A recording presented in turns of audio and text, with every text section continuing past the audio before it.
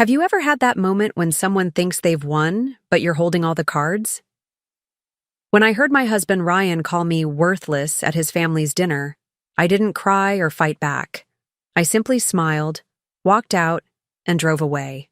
In the Aston Martin Vantage he'd been dreaming about for years. The look on his face in my rearview mirror told me everything. He finally realized what he'd lost. But let me start from the beginning.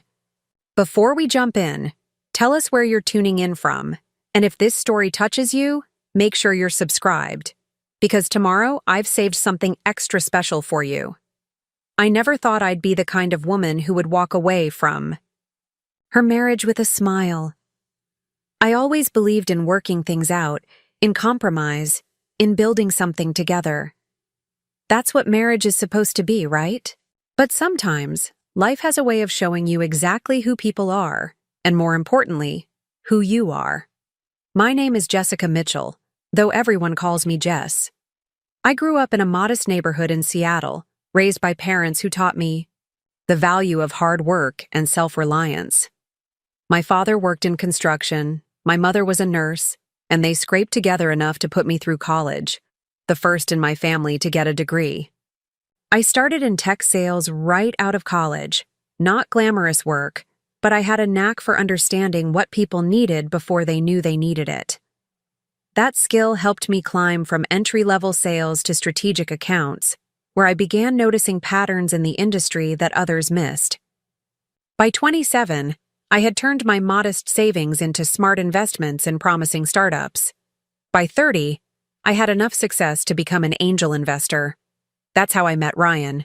He was pitching his app at an investment meetup. Confident, charming, ambitious, he had the room captivated, including me. We married after 18 months of dating. The wedding was lavish. His mother, Patricia's doing.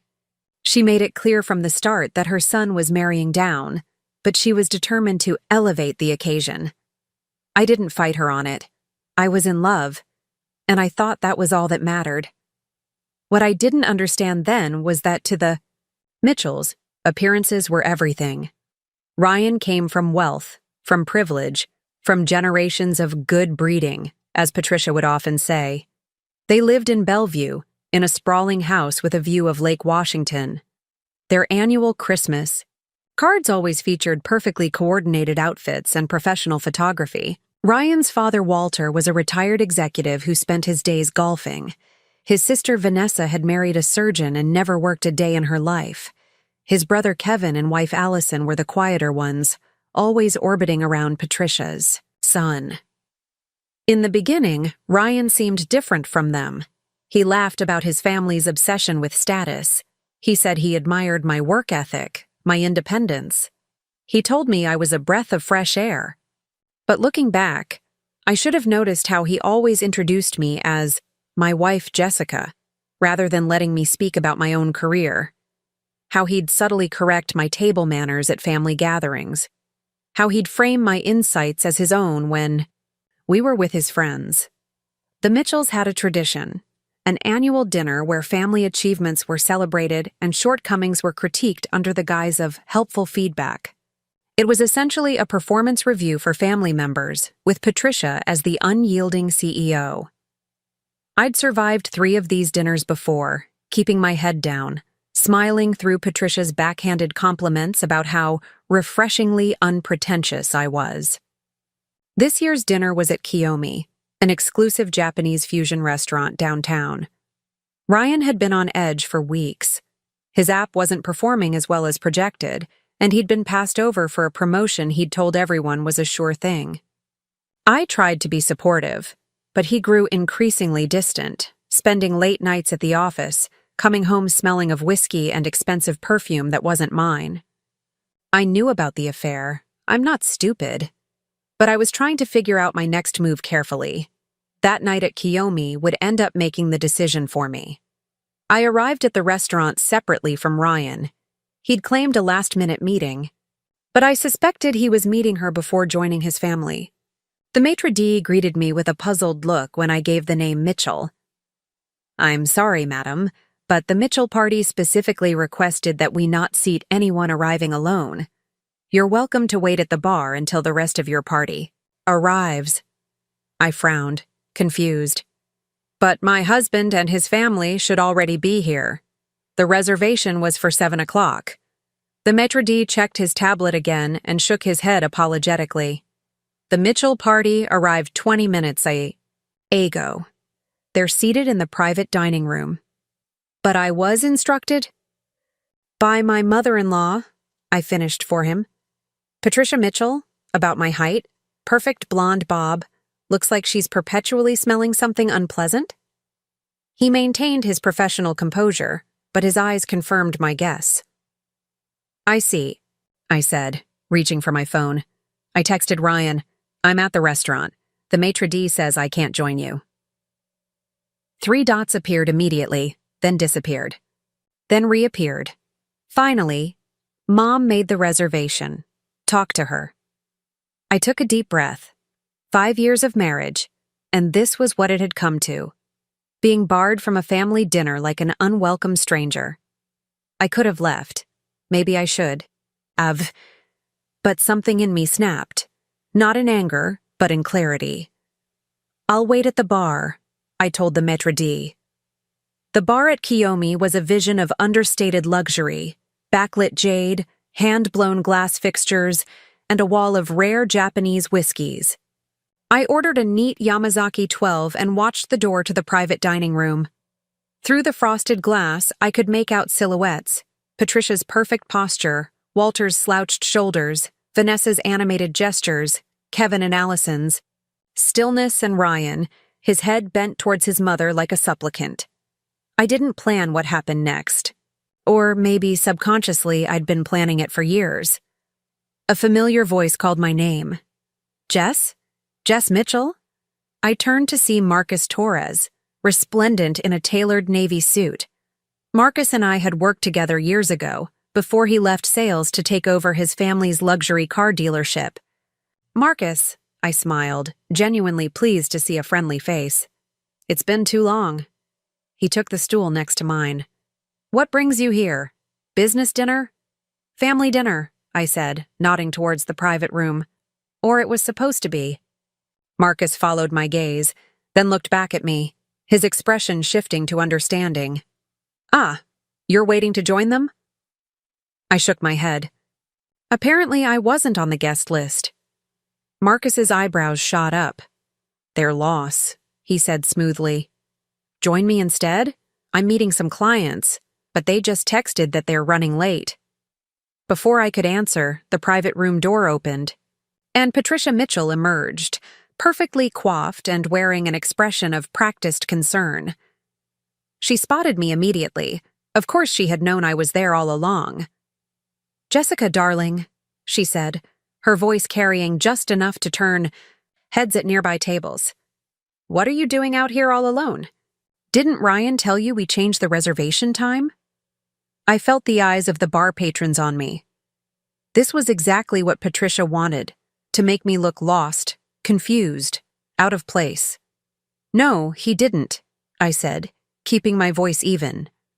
The maître d' said you instructed him not to seat me. Patricia's smile didn't falter, but her eyes hardened. A misunderstanding, I'm sure. Though really, Jessica, we did tell you this was a formal dinner. That outfit is rather casual, isn't it? I glanced down at my black silk jumpsuit and heels, perfectly appropriate for any upscale restaurant in Seattle.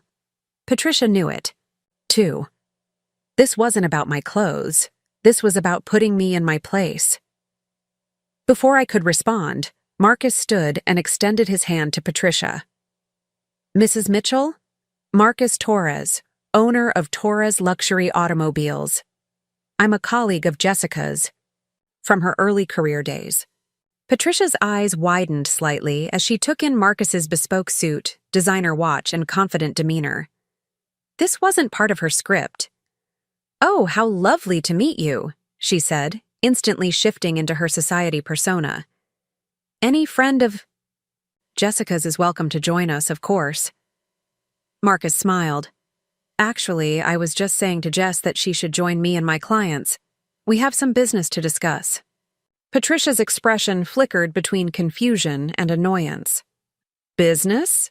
Jessica is one of our most successful angel investors, Marcus cut in smoothly. Her portfolio performance is legendary in certain circles. I watched as Patricia struggled to process this information. In 5 years of knowing me, she had never once asked about my career beyond vague references to your little job. Ryan had certainly never enlightened her. Well, she finally managed. Family comes first, I always say. Jessica, Ryan is expecting you. She turned to Marcus. Perhaps another time, Mr. Torres. Marcus looked at me, waiting for my decision. And in that moment, I realized I had one. I had a choice. I always had. Actually, Patricia, I said standing, I think I'll take Marcus up on his offer. Please give Ryan my regrets. Patricia's smile froze. Don't be ridiculous. This is our annual family dinner. Everyone is waiting. I wasn't on the guest list, remember? I said quietly. Give Vanessa my seat. She's been eyeing that promotion to favorite daughter-in-law for years.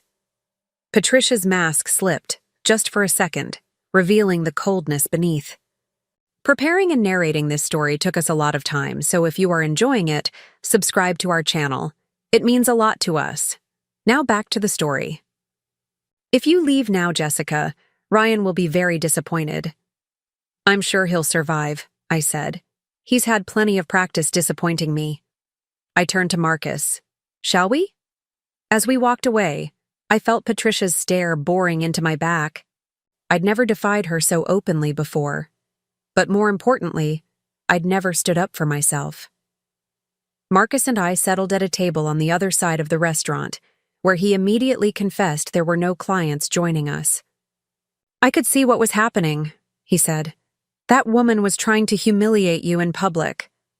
I smiled ruefully. That's Patricia. She's been doing it for years, just usually with more subtlety. And your husband allows this? Marcus asked, his disgust evident. I considered the question. Ryan. He's complicated. He wants his mother's approval more than anything, more than my happiness, certainly. Marcus shook his head. Then he's a fool.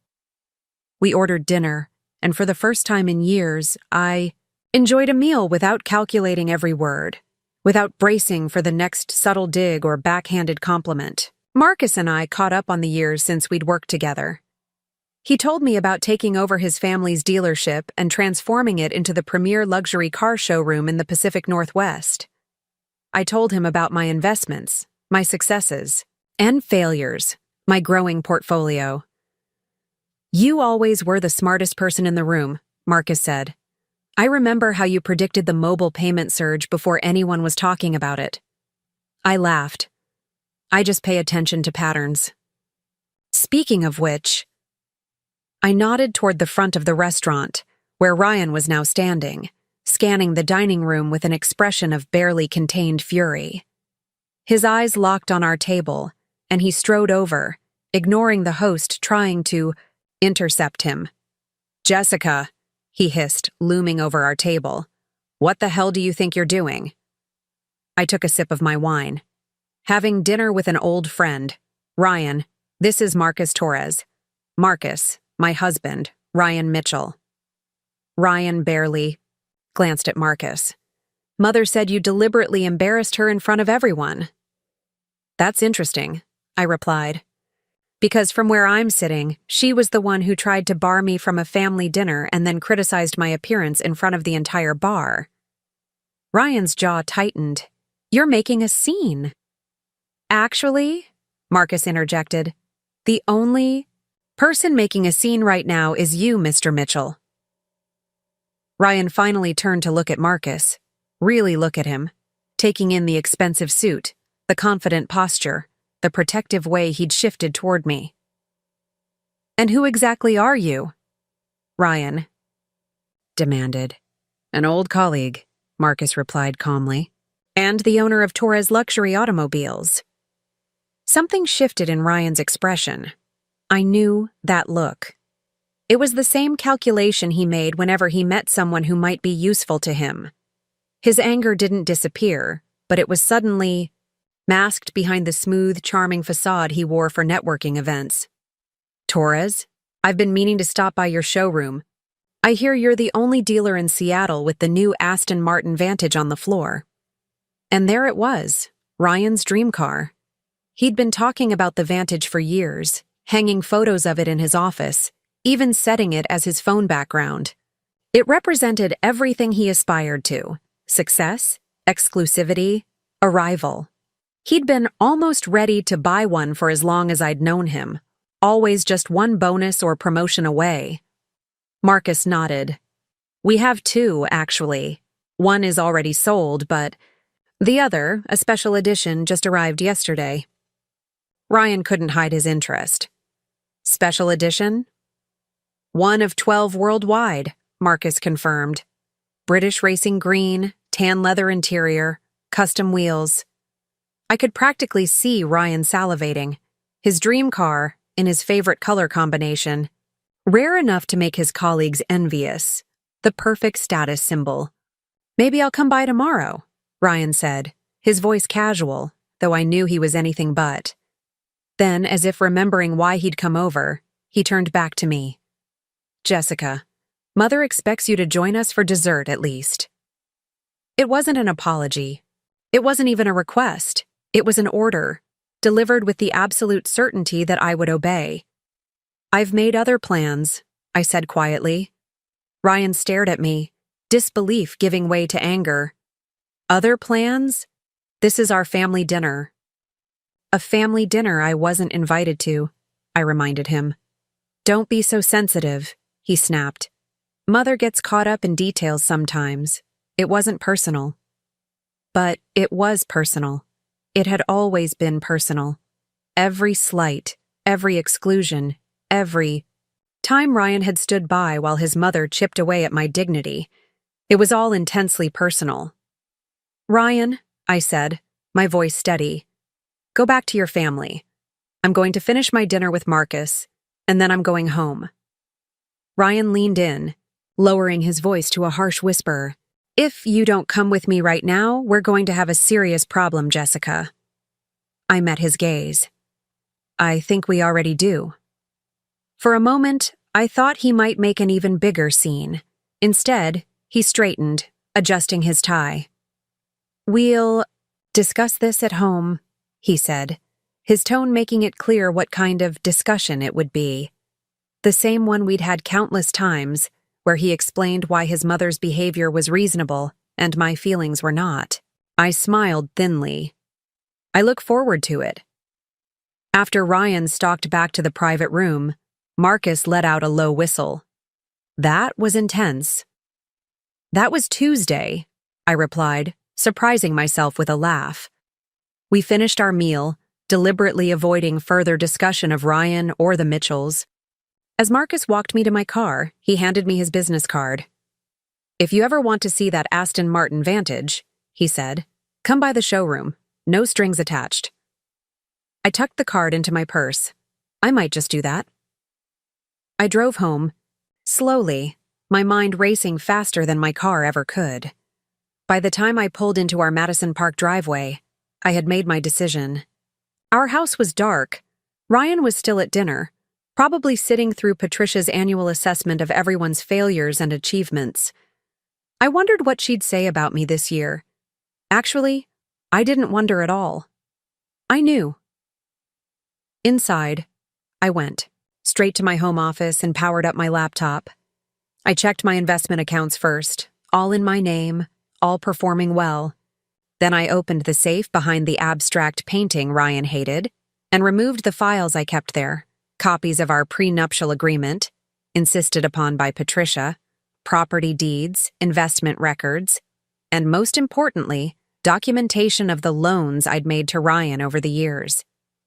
Loans that had funded his app development, loans that had covered the down payment on our house when his savings fell short, loans that had financed the lifestyle that impressed his friends and family, loans that he had never repaid, despite his promises. I spread the documents across my desk and began making notes. By the time headlights swept across the driveway 3 hours later, I had a clear accounting of exactly what Ryan owed me, financially and otherwise. The front door slammed, and heavy footsteps crossed the foyer. I didn't look up when Ryan appeared in my office doorway. "You humiliated me tonight," he said without preamble. I continued reviewing my notes. "That's interesting, because I was thinking the same thing about you. My mother went to a lot of trouble to arrange that dinner. And to ensure I wasn't part of it," I added. Ryan sighed, running a hand through his hair, a gesture I once found endearing. "You're overreacting. Mother made a mistake with the reservation, that's all. A mistake she's been making for 5 years in different ways? That's quite a coincidence." He stepped into the office, his patience visibly thinning. "What are you doing? It's after midnight." I finally looked up at him. "I'm calculating what you owe me." He frowned. "What?" I gestured to the papers spread across my desk. "The startup capital for your app, $150,000. The down payment on this house, $200,000. The temporary covering of our expenses when you were between jobs, $85,000, plus interest, of course." Ryan's face flushed. "Those weren't loans. That was you contributing to our marriage, to our future." "Really?" "Because I distinctly remember you saying, and I quote, 'I'll pay you back every cent once we turn a profit.' You even drafted promissory notes." I held up the papers with his signature, "Which legally makes these loans, not gifts." "You're my wife," he said, as if that explained everything. "What's mine is yours. What's yours is mine." I laughed, without humor. "That's funny, because I've never felt like anything in this marriage was truly mine. Not respect, not support, and certainly not loyalty." His expression changed, wariness replacing anger. "What are you talking about?" "I know about her, Ryan. The late nights, the perfume, the mysteriously depleted joint account." He didn't deny it. He didn't even look ashamed. Instead, he looked annoyed, as if I'd brought up a minor household chore he'd forgotten to complete. "It's not what you think," he said dismissively. "It's just a thing that happened. It doesn't mean anything." Like I don't mean anything?" I asked quietly. "Like my feelings don't mean anything? Like the vows you made don't mean anything?" He threw up his hands. "For God's sake, Jessica, you're making this into some dramatic production. So I made a mistake. So my mother sometimes forgets to include you. So what? Look at the life we have. Look at everything I've given you."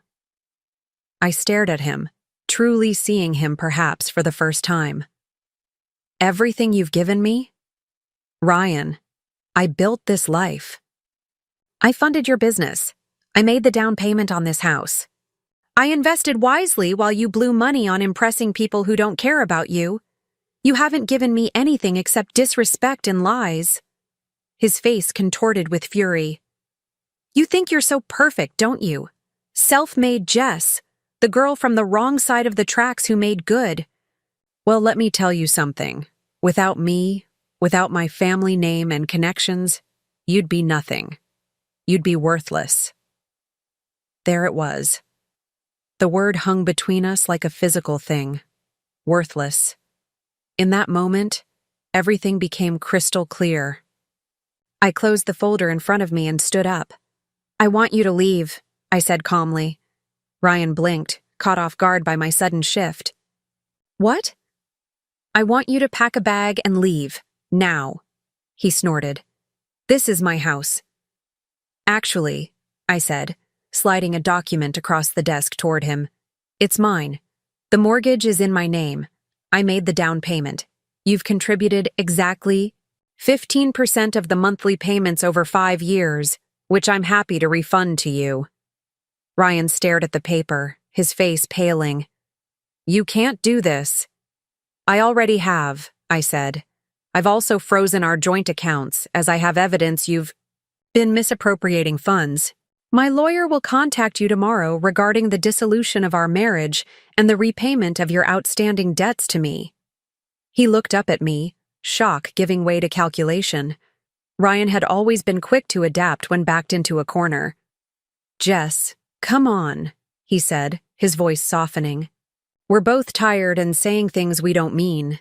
Let's sleep on it, talk in the morning." "I've slept on it for 5 years," I replied. "I'm done talking." "You're being ridiculous," he said, anger creeping back into his tone. "Where am I? Supposed to go at this hour?" "I hear your mother keeps your childhood bedroom exactly as you left it," I suggested. "Or perhaps your girlfriend has room." Ryan's face hardened. "You'll regret this. You think you can just walk away? My family has connections you can't imagine. We can make life very difficult for you." I smiled then, a real smile that seemed to unnerve him more than anger would have. "Ryan, your family has been making my life difficult since the day I met them. The difference is now I don't care." I walked past him, headed for our bedroom, my bedroom now. He caught my arm, his fingers digging in painfully. "This isn't over," he hissed. I looked pointedly at his hand until he released me. "Yes, it is. Pack your things and get out, or I'll call the police and have you removed. Your choice." I left him standing there, went to the bedroom, and locked the door behind me. Through the wall, I heard him cursing, heard something shatter, the vase his mother had given us as a wedding present, I guessed from the sound. Then came the stomping of feet, the opening and slamming of drawers, the jingle of keys being snatched from the entry table. Finally, the front door slammed so hard the windows rattled. I sank onto the bed, expecting to feel grief or fear, or at least uncertainty. Instead, I felt lighter than I had in years. I picked up my phone and looked at the business card Marcus had given me. It was after 1 a.m., but I sent a text anyway. "That Aston Martin Vantage you mentioned? I'd like to see it tomorrow. First thing." To my surprise, he replied almost immediately, "Showroom opens at 9. I'll have it waiting." I slept soundly for the first time in months. The next morning I dressed with care, a sleek pantsuit, my best heels, subtle makeup. Professional, confident, ready for a new chapter. I arrived at Torres Luxury Automobiles precisely at 9 a.m., and Marcus was waiting as promised. The car was even more beautiful in person. British racing green with tan leather interior, exactly as described. Exactly as Ryan had always dreamed. "Want to take it for a test drive?" Marcus asked. I ran my hand over the smooth curve of the hood. "Actually, I want to buy it." Marcus raised an eyebrow. "It's not an impulse purchase kind of car, Jess. Maybe take it for a spin first, think it over?" I shook my head. "I don't need to think it over. I've done my research. I know exactly what I'm doing." 2 hours later, I drove the Aston Martin Vantage out of the showroom, the paperwork signed and payment transferred from my personal account. The car handled like a dream, responsive and powerful. I understood now why Ryan had coveted it for so long. It wasn't just a car, it was a statement. My statement. I drove straight to my lawyer's office, where I handed over the file I'd prepared the night before. Linda Kim had been my attorney since my first successful investment, and she didn't bat an eye at my request for an immediate divorce filing. "The prenup should make this straightforward," she said, reviewing the documents. "But these loans, he'll fight you on them." "Let him," I replied. "I have the paperwork, and his signature on every page." Linda nodded approvingly. "I'll have this filed today. Where can we serve him with the papers?" I smiled. "I have a pretty good idea." After leaving Linda's office, I drove to the Mitchell family home in Bellevue. I knew Ryan would be there. Where else would he go in a crisis but running home? To Mommy? I pulled up to the circular driveway, the Aston Martin's engine purring like a contented cat. Through the large front windows, I could see movement inside. Patricia pacing in her designer loungewear, gesturing emphatically. I didn't need to go in. That wasn't why I'd come. Instead, I simply waited, engine running, until the front door opened and Ryan emerged, likely headed to drown his sorrows at his favorite bar. He froze when he saw the car, his dream car, in his favorite color, parked in his mother's driveway, with his wife behind the wheel. I rolled down the window as he approached, his expression a fascinating mix of confusion, anger, and naked desire. For the car, not for me. "Jessica, what is this?" he demanded, staring at the vehicle like he couldn't believe his eyes. I revved, the engine slightly, enjoying the way the sound made him flinch. "This is me buying myself a divorce present." How did you?" He couldn't even form a complete sentence. "That's my dream car." I laughed. "No, Ryan, it's my car. Just like the house is my house. Just like my money is my money." His face contorted with fury. "You think this is funny? You think you can humiliate me like this?" "Actually," I said, "I think it's poetic justice. You called me worthless, but here I am in a car worth more than you've earned in the past 3 years." Before he could respond, a sleek, black sedan pulled into the driveway behind me. A woman in a tailored suit emerged, carrying a leather portfolio. "Ryan Mitchell?" she called out. Ryan turned, still dazed. "Yes?" "I'm from Kim Legal Services. I'm here to serve you with divorce papers." As the woman approached him with the documents, I put the car in gear. Ryan spun back toward me, his face pale. "Jessica, wait." But I didn't wait. I didn't need to hear whatever he was about to say. The excuses, the promises, the threats. I simply smiled, waved, and drove away, leaving him standing in his mother's driveway with divorce papers in one hand and the shattered remains of his ego at his feet. In my rearview mirror, I caught a glimpse of Patricia coming out of the house, no doubt drawn by the commotion. Her face as she took in the scene, her son, the divorce server, and me driving away in an Aston Martin, was worth every penny of the car's price tag. I pressed my foot on the accelerator and felt the power of the engine respond instantly. Ahead of me stretched an open road and a future entirely of my own making. Worthless? No. I was worth everything. And now, finally, I knew it. The Aston Martin handled like a dream as I navigated through the winding roads of Bellevue, putting distance between myself and the life I was leaving behind. Each turn of the wheel felt like turning a page in my story, each mile bringing me closer to the woman I was meant to be all along. I hadn't planned on buying Ryan's dream car when I woke up that morning. It was an impulse decision. But as I felt the leather seat cradle me and heard the engine's perfect purr, I knew it was the right one. This wasn't about revenge, though the look on Ryan's face had certainly been satisfying. This was about reclaiming my power. My phone buzzed incessantly on the passenger seat. Ryan had already called 12 times in the 20 minutes since I'd driven away from his mother's house. I silenced it without looking and focused on the road ahead. The sky was that perfect Seattle blue that only appears on rare days, when the clouds decide to take a break from their usual vigil. It felt like an affirmation. I drove to Capitol Hill, to the high-rise condo building where I'd impulsively purchased a unit 3 months ago. Ryan didn't know about it. I'd bought it as an investment property through one of my LLCs, but somewhere in my subconscious, I think I knew it would become my escape hatch. The doorman recognized me immediately and greeted me with a warm smile. "Good morning, Ms. Mitchell. Beautiful car." "Thank you, James. And it's Ms. Harmon now," I replied, reverting to my maiden name with a lightness that surprised me. "I'll be staying in Unit 1805 for the foreseeable future." If James was surprised, he didn't show it. He simply nodded and held the door open for me. "Welcome home, Ms. Harmon." Home. The word resonated as I rode the elevator to the 18th floor. The condo was sparsely furnished, just the basics I'd arranged when I closed on the property. But it had floor-to-ceiling windows that captured the Seattle skyline in all its glory, hardwood floors that gleamed in the morning light, and most importantly, not a single trace of Ryan or the Mitchells. I set my overnight bag down and walked to the windows, gazing out at Elliott Bay in the distance. For the first time in years, I felt like I could breathe. No calculating my words to avoid Patricia's subtle digs. No pretending not to notice Ryan's late nights. No more shrinking myself to fit into the box they had created for me.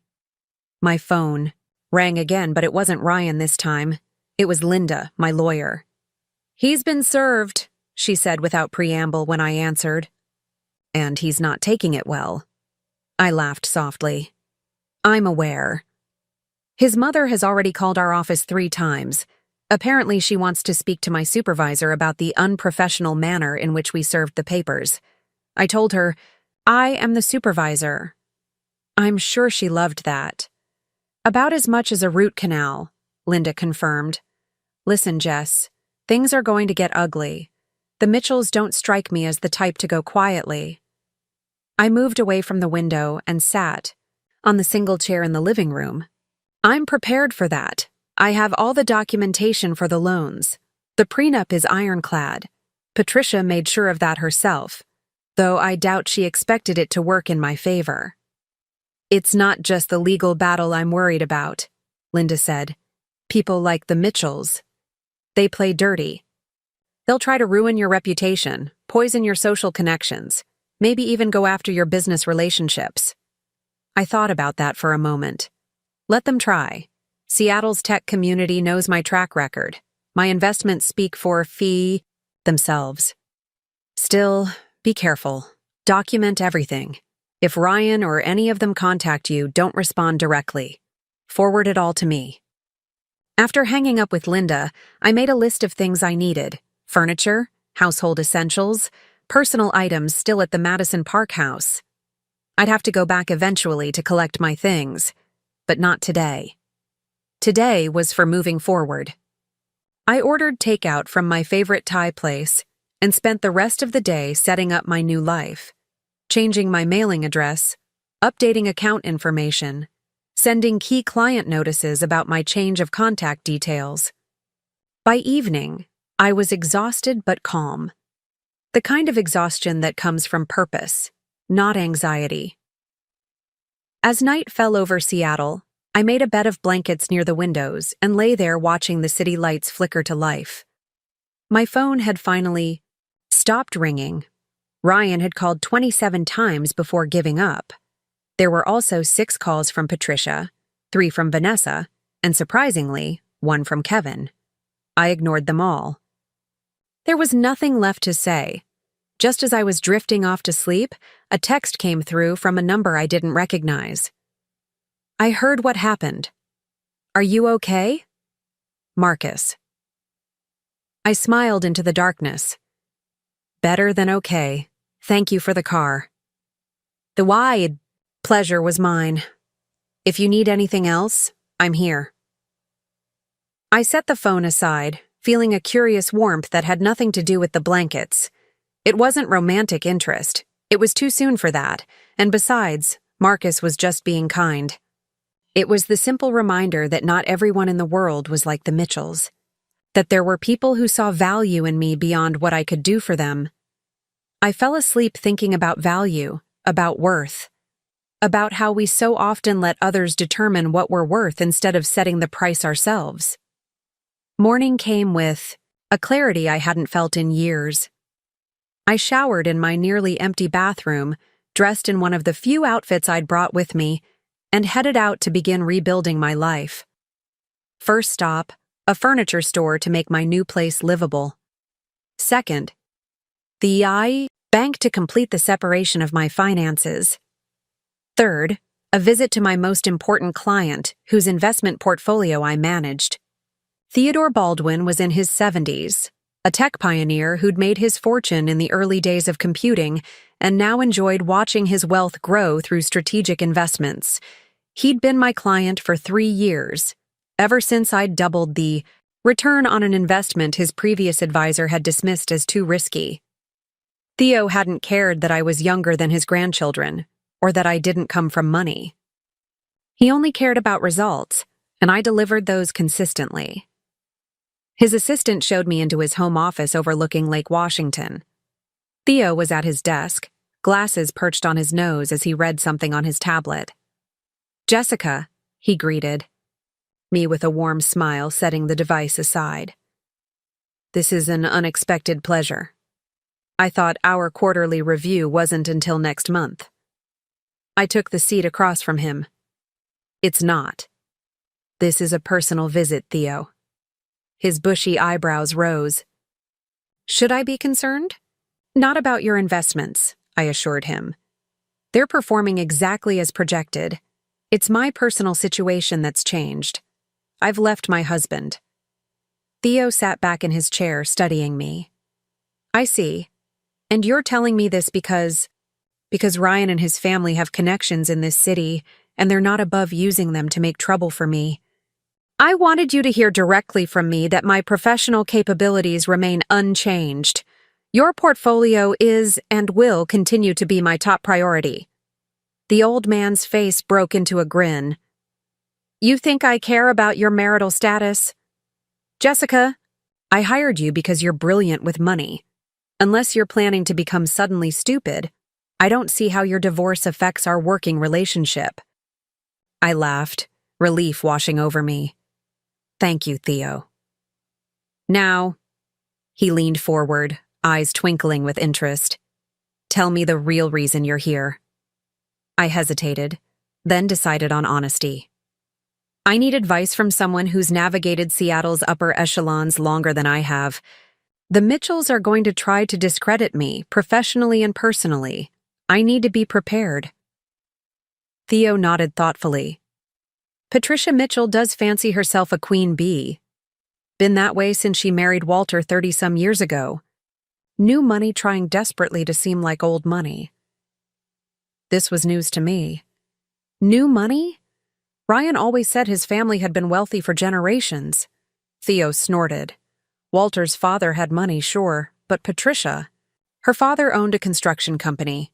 Successful, but hardly the blue blood she pretends to be. She married Walter and reinvented herself. The irony wasn't lost on me. Patricia had spent years making me feel inferior for my modest background, when her own origins weren't so different. "Here's my advice," Theo continued. "First, get ahead of the story. The Mitchells will spin a narrative about you being a gold digger who's abandoning poor Ryan. Beat them to the punch with your own narrative." "I don't want to badmouth them publicly," I said. "That feels undignified." "Who said anything about badmouthing? Simply make your professional achievements more visible.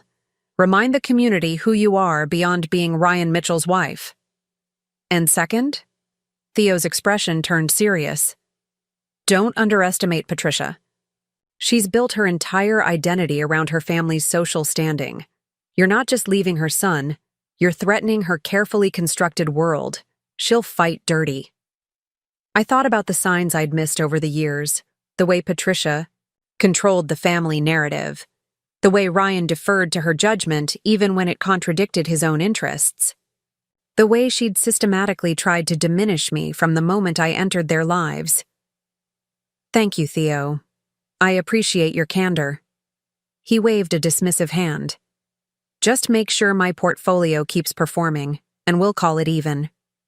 As I left Theo's lakeside mansion, I felt fortified for what was coming. I wasn't naive enough to think the Mitchells would let me walk away without consequences. But for the first time, I wasn't afraid of their retaliation. I was prepared for it. My next stop was my house in Madison Park. Ryan's car wasn't in the driveway, which meant he was either still at his mother's or had gone to stay with his girlfriend. Either way, his absence made this easier. I used my key to enter what had once been our shared home and was immediately struck by how different it felt. In just one day, it had transformed from a sanctuary to a museum of a life I no longer recognized.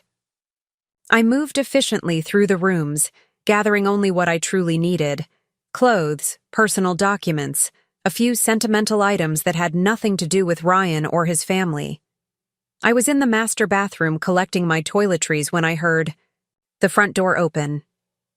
"Jessica?" Ryan's voice echoed through the house. Your car's outside. I know you're here. I took a deep breath and continued packing my things. Let him come to me. Footsteps approached the bedroom, and then Ryan was standing in the bathroom doorway, looking like he hadn't slept. His usually perfect hair was disheveled, his designer shirt wrinkled. "So it's true," he said, his voice flat.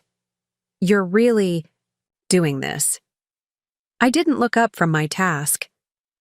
The divorce papers weren't clear enough? "You can't just throw away 5 years of marriage because of one fight," he insisted. Now I did look at him, incredulous. "One fight?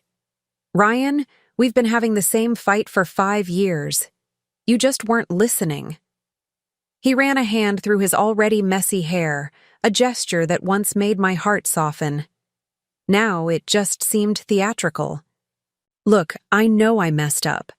The thing with Amber, this isn't about Amber," I interrupted. "Though your affair certainly didn't help, this is about you allowing your mother to humiliate me, repeatedly, for years. This is about you caring more about appearances than reality. This is about you calling me worthless when everything you have because of me." Ryan flinched at the word worthless, but quickly recovered. "I didn't mean that. I was angry. People say things they don't mean when they're angry." "No, Ryan. People say exactly what they mean when they're angry. They just usually have the sense to lie about it afterward." I zipped up my toiletry bag and tried to move past him. He blocked the doorway. "Move, Ryan." "We need to talk about this," he insisted. "You can't just walk away. What about the house? What about the investments? What about the car?" I suggested, watching his expression darken. "That was a low blow," he said, jaw clenched. "You knew how much I wanted that car. And you knew how much I wanted a husband who would stand up for me. I guess we're both disappointed." Something shifted in his eyes then. The familiar calculation I'd seen countless times when he was trying to figure out the best angle to get what he wanted. "Jess," he said, his voice softening as he took a step toward me. "Baby, I know I've been an idiot. I know I've taken you for granted. But we can fix this." He reached for my hand, and I let him take it, curious where this performance was going. "I love you," he continued. "I've always loved you. Yes, I made mistakes. Yes, I should have stood up to my mother. But I was caught between the two women I love most in the world. Can't you understand how difficult that was for me?" I almost laughed. Even now he was making himself the victim, casting his cowardice as a noble sacrifice. "Let's start over," he urged, squeezing my hand. "We'll see a counselor. I'll tell Mother to back off.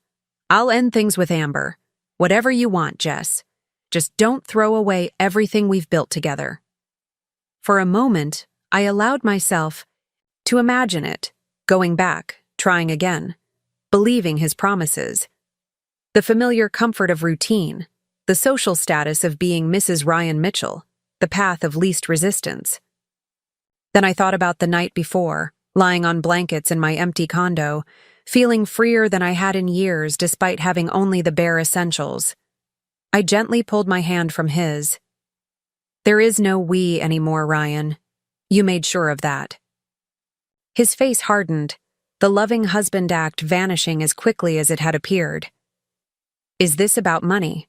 Because if it is, I'm sure we can come to an arrangement. The loans have terms, clearly outlined in documents you signed." I cut in. "My lawyer will be in touch about a repayment schedule." Ryan's eyes narrowed. "You know Mother will never let this stand. She knows people, Jess, important people." And there it was. The threat, barely veiled. The reminder that in their world, connections mattered more than merit. "I'm counting on it," I replied calmly. "Now please move. I have things to do today." Anger flashed across his face, but something in my expression must have warned him not to push further. He stepped aside, though I could feel his eyes burning into my back as I walked away. In the bedroom, I finished gathering my things, ignoring his hovering presence. As I was about to leave, my eye caught on something, the small jewelry box on my dresser. Inside was a pearl necklace Patricia had given me for our first Christmas as a married couple. "Your fashion sense is so basic, dear," she had said. At the time. "Pearls are classic. They might elevate your look a bit." I had thanked her, worn the necklace dutifully at family gatherings, and hated every moment of it. Now I picked up the box and held it out to Ryan. "Please return this to your mother. I won't be needing it anymore." His expression was unreadable as he took the box. "This isn't over, Jessica." I shouldered my bag and gave him a level look. "Yes, Ryan, it is." As I drove away from the Madison Park house for the last time, I felt no regret, no second guessing. Only a deep certainty that I was doing exactly what I should have done years ago. Back at my condo, I found a delivery of furniture being unloaded, the pieces I'd ordered the day before. The empty space was quickly transforming into something that felt like mine. Not ours, not a compromise, but a reflection of my tastes alone. I directed the placement of each item, enjoying the simple pleasure of making decisions without considering anyone else's preferences. By late afternoon, my new home was taking shape. The modern sectional in deep blue, the glass dining table, the king-sized bed with the fluffy white duvet I'd always wanted but Ryan had vetoed as too feminine. It wasn't perfect yet, but it was progress. My phone chimed with an email notification from Linda. "Call me ASAP." I dialed her number immediately. "The Mitchells have hired Lancaster," she said without greeting. I sank onto my new couch. Lancaster and Associates was one of Seattle's most aggressive divorce firms, known for representing the city's elite in scorched earth proceedings that left the less moneyed spouse with nothing. "I thought they might," I replied, keeping my voice steady. "But the prenup?" "They're challenging it," Linda cut in, "claiming you coerced Ryan into signing unfavorable terms by misrepresenting your financial situation." I laughed at the absurdity. "That's ridiculous. Patricia practically wrote the prenup herself. She was the one insisting on protecting the family assets from me, not the other way around." "I know, and we have documentation to prove it. But that's not all. They're also claiming you committed fraud by using Ryan's name and connections to secure investments for your personal portfolio." My amusement vanished. "That's a serious accusation." "It is, and a baseless one, I'm sure. But we need to be prepared. I need documentation of every investment you've made, every client meeting, every decision. We need to prove your business success is entirely your own." After hanging up, I sat in the growing darkness of my condo, thinking. The Mitchells were moving faster than I'd anticipated, and they were playing dirtier than I'd expected. Accusations of fraud could damage my professional reputation, regardless of whether they were proven. Clients might get nervous, withdraw their business. Years of careful work could be undone by whispers and innuendo. I needed to get ahead of this, just as Theo had advised. I picked up my phone and called Marcus. "Jess," he answered warmly. "How's the car treating you?" "Like a dream," I said. "Listen, I need a favor." "Name it." "I need to make some connections in Seattle's tech investment community. Not clients, I have those, but allies. People who can vouch for my professional reputation when the Mitchells start spreading rumors." There was a pause. "They're coming after you professionally? That's low." "That's Patricia," I replied. "She knows my career is important to me, so that's where she'll attack." "I can help," Marcus said. "There's a tech mixer at the Fairmont next Thursday. All the major players will be there. I can get you an invitation." "Thank you, Marcus." "Jess," he hesitated, then continued, "be careful. The Mitchells. They're not known for playing fair." After we hung up, I walked to the windows and looked out at the Seattle skyline. the Space Needle illuminated against the night sky. I thought about Patricia, sitting in her Bellevue mansion, plotting my downfall with the same meticulous attention she gave to planning charity galas. I thought about Ryan, probably feeding her information about me, about my clients, about my vulnerabilities. They thought they knew me. They thought I was the same woman who had smiled politely through Patricia's insults, who had accepted Ryan's neglect, who had played by their rules for 5 long years. They were about to discover how wrong they were. The week that followed was a blur of activity. During the day, I met with clients, reassuring them that my personal situation wouldn't affect their investments. I gathered documentation for Linda, building an ironclad case against the Mitchells' accusations. I furnished my condo, creating a space that reflected the woman I was becoming rather than the woman I'd been. At night, I researched. I dove into public records, news archives, and business filings, looking for anything that might give me insight into the Mitchells' vulnerabilities. What I found confirmed what Theo had told me. Patricia's background was far more modest than she pretended. Her father's construction company had been successful in a blue-collar way, nothing like the old money pedigree she claimed. More interestingly, Walter Mitchell's investment firm had weathered some questionable dealings in the early 2000s. Nothing illegal, but certainly ethically dubious. The kind of aggressive tax avoidance and corporate restructuring that might embarrass a family so concerned with appearances. I wasn't planning to use this information. Not yet, anyway. But knowledge was power, and I needed all the power I could get. Thursday evening arrived, and with it, the tech mixer at the Fairmont. I dressed with care, a sleek black dress that managed to be both professional and striking, heels that added 3 inches to my height, subtle jewelry that spoke of confidence rather than flash. The Aston Martin turned heads as I valeted it. At the hotel, exactly as I'd intended. Let them talk. Let them wonder. Marcus met me in the lobby, handsome in a charcoal suit. "You look amazing," he said, offering his arm. "I feel amazing," I replied, and it wasn't a lie. Despite the stress of the week, despite the legal battle looming, I felt more myself than I had in years. The ballroom was crowded with Seattle's tech elite, startup founders, venture capitalists, industry veterans. Many faces I recognized, some I knew personally. Marcus led me through the crowd, making introductions, subtly highlighting my investment. Successes without my having to brag.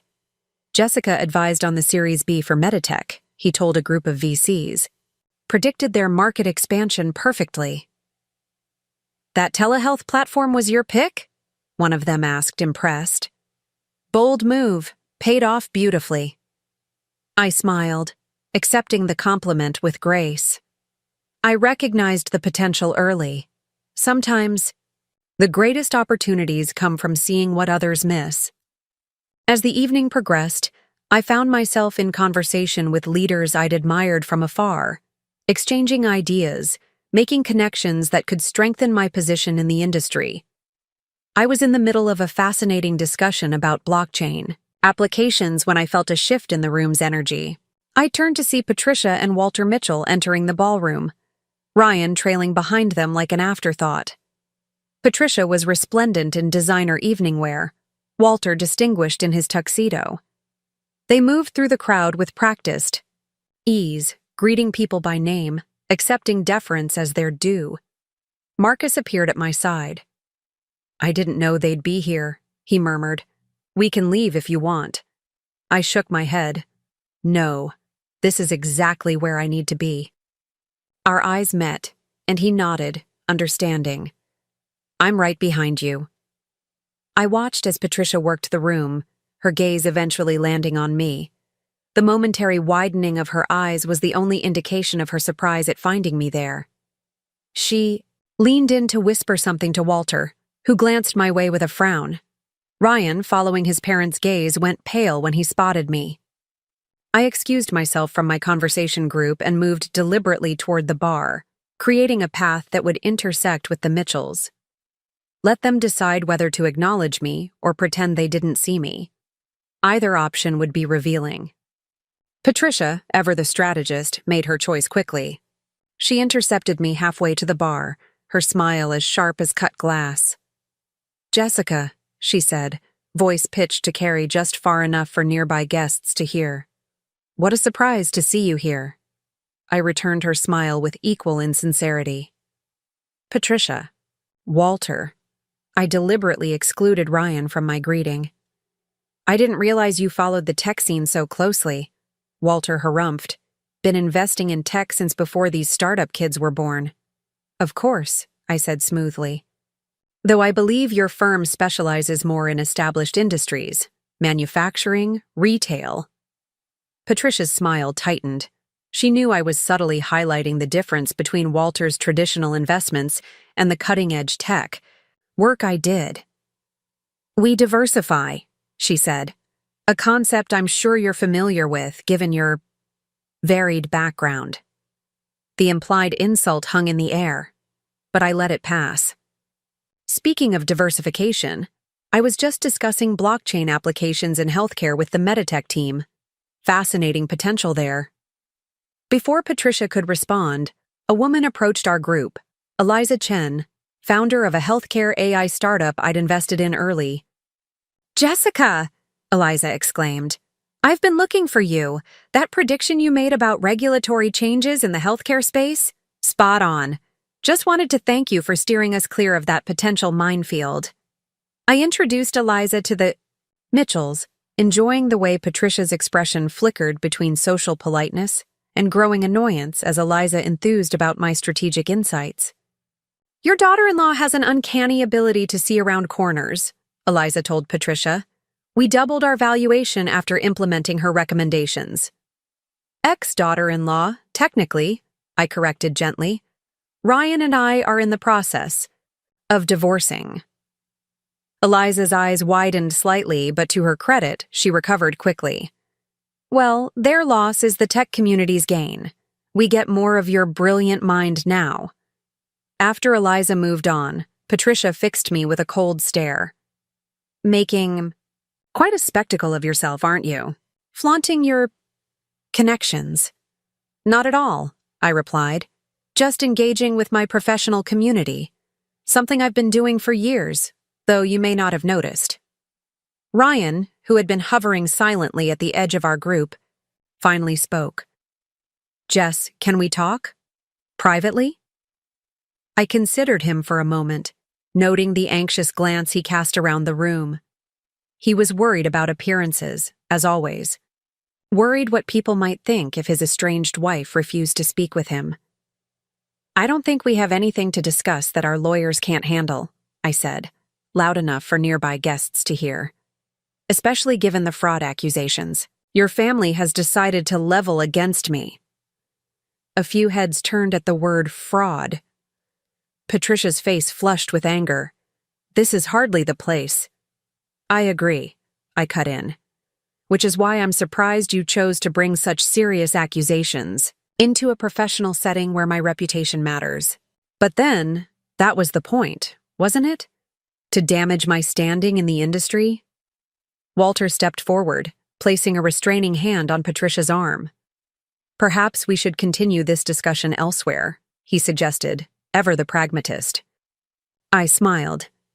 "There's nothing to discuss. Your law firm has made your position clear. My law firm will respond accordingly." I turned to walk away, but Ryan grabbed my elbow. "Jessica, please." I looked pointedly at his hand until he released me.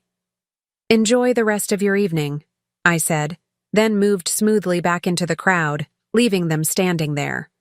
Marcus found me moments later. "That looked intense," he said, handing me a glass of champagne. I took a sip, letting the bubbles calm my nerves. Patricia Mitchell just discovered I'm not as isolated as she thought. Not as easy to discredit. The look on her face was priceless, Marcus observed, like she'd bitten into something sour. For the rest of the evening, I could feel the Mitchells watching me as I moved through the room, engaging with industry, leaders, laughing at the right moments, projecting confidence and competence. I caught Ryan staring more than once, his expression a mix of confusion and something that might have been regret. By the time I left the Fairmont, I knew two things. With certainty, Patricia's attempt to undermine me professionally had backfired spectacularly, and this was only the beginning of our battle. The morning after the tech mixer, I woke to my phone ringing persistently. Linda's name flashed on the screen. "Turn on Cairo News," she said without preamble when I answered. I grabbed the remote and switched on the TV, catching the tail end of a business segment. A polished anchor was wrapping up an interview with none other than Walter Mitchell. "Concerns about ethical investment practices in Seattle's tech sector," Walter was saying, his expression grave. "When personal relationships influence investment decisions, everyone loses." The anchor nodded sympathetically. "And these concerns stem from your experience with—" "I'd rather not name names," Walter interrupted smoothly. "This isn't about any specific individual. It's about maintaining the integrity of our business community." But the damage was done. The chyron at the bottom of the screen read, "Mitchell Investments CEO warns of ethics breaches in tech sector amid family divorce. Scandal." "They're not even trying to be subtle," Linda said in my ear. I muted the TV. "No, they're not." But Walter was careful not to directly accuse me of anything. "Plausible deniability," Linda agreed. "They want to plant seeds of doubt without opening themselves to a defamation suit." I watched Walter shake hands with the anchor as the segment ended. His expression was somber, concerned, the wise elder statesman warning of dangers to the community. It was a masterful performance. "We need to respond," I said. "Carefully," Linda cautioned. "A direct counterattack could make you look defensive." "I'm not talking about a counterattack. I'm talking about a display of strength."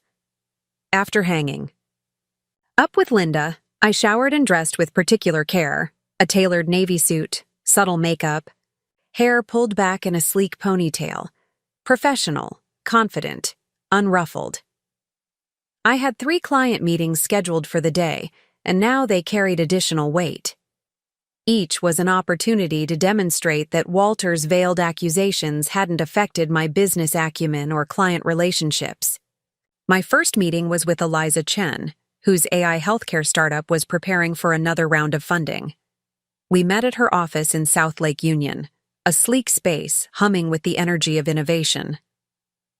"I saw Walter Mitchell on Cairo this morning," Eliza said as soon as we were settled in her glass-walled conference room. Subtle, he was not. I appreciated her directness. "The Mitchells are concerned about appearances." "Their appearances, not yours," she corrected. "I've worked with you for 2 years, Jess. Your investment advice has been consistently sound, based on actual market insight, not personal connections."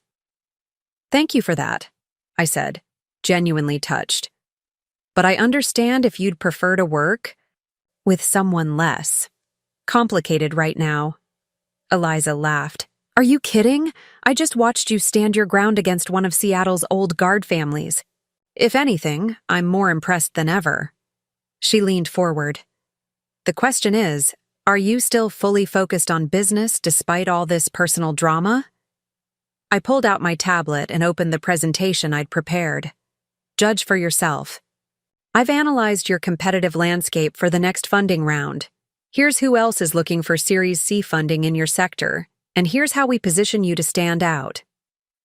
For the next hour, we dove deep into strategy, market projections, and investor psychology.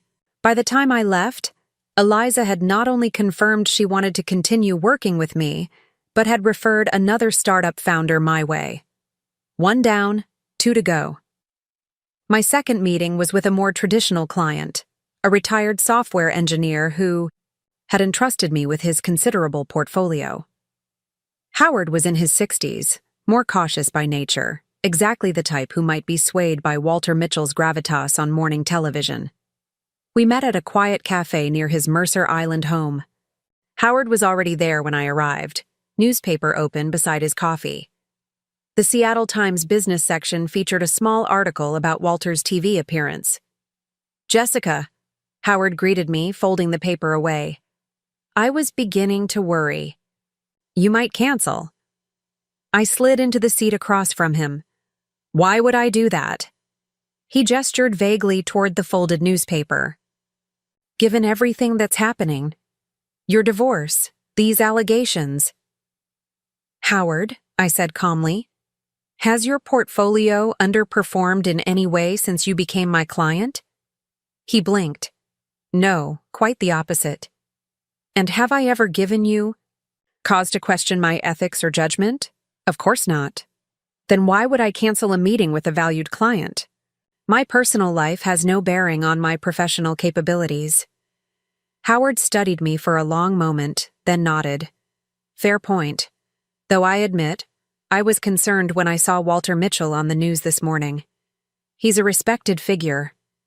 "He's also my soon-to-be ex-father-in-law," I replied. "Which gives him a certain bias, wouldn't you say?" Howard's lips twitched in a reluctant smile. "Also a fair point." He sipped his coffee. "So, shall we discuss my portfolio?" By the time we finished, Howard had not only reaffirmed his confidence in me but had increased his investment allocation. As I was leaving, he called after me. "Jessica? For what it's worth, I've known Walter Mitchell for 20 years. Never particularly cared for him. Too self-important by half." I smiled. "Your secret's safe with me." My final meeting of the day was the most challenging. A potential new client, a tech entrepreneur who had recently sold his company for a substantial sum. Martin Wright had been referred to me weeks ago, before the divorce, before the Mitchells began their campaign. I had no idea if he'd even show up, given the morning's news. I arrived at the upscale restaurant early, secured a quiet table, and waited. 5 minutes past our appointment time, I was beginning to think I'd been stood up when Martin appeared, slightly out of breath. "Sorry I'm late," he said, sliding into the seat across from me. "Day from hell." "No problem," I assured him. "I appreciate you making the time." Martin ordered a scotch before turning his full attention to me. "So, full disclosure, I Googled you this morning. Found some interesting news articles." I met his gaze steadily. "About my divorce and my former father-in-law's concerns about ethics in the tech investment space.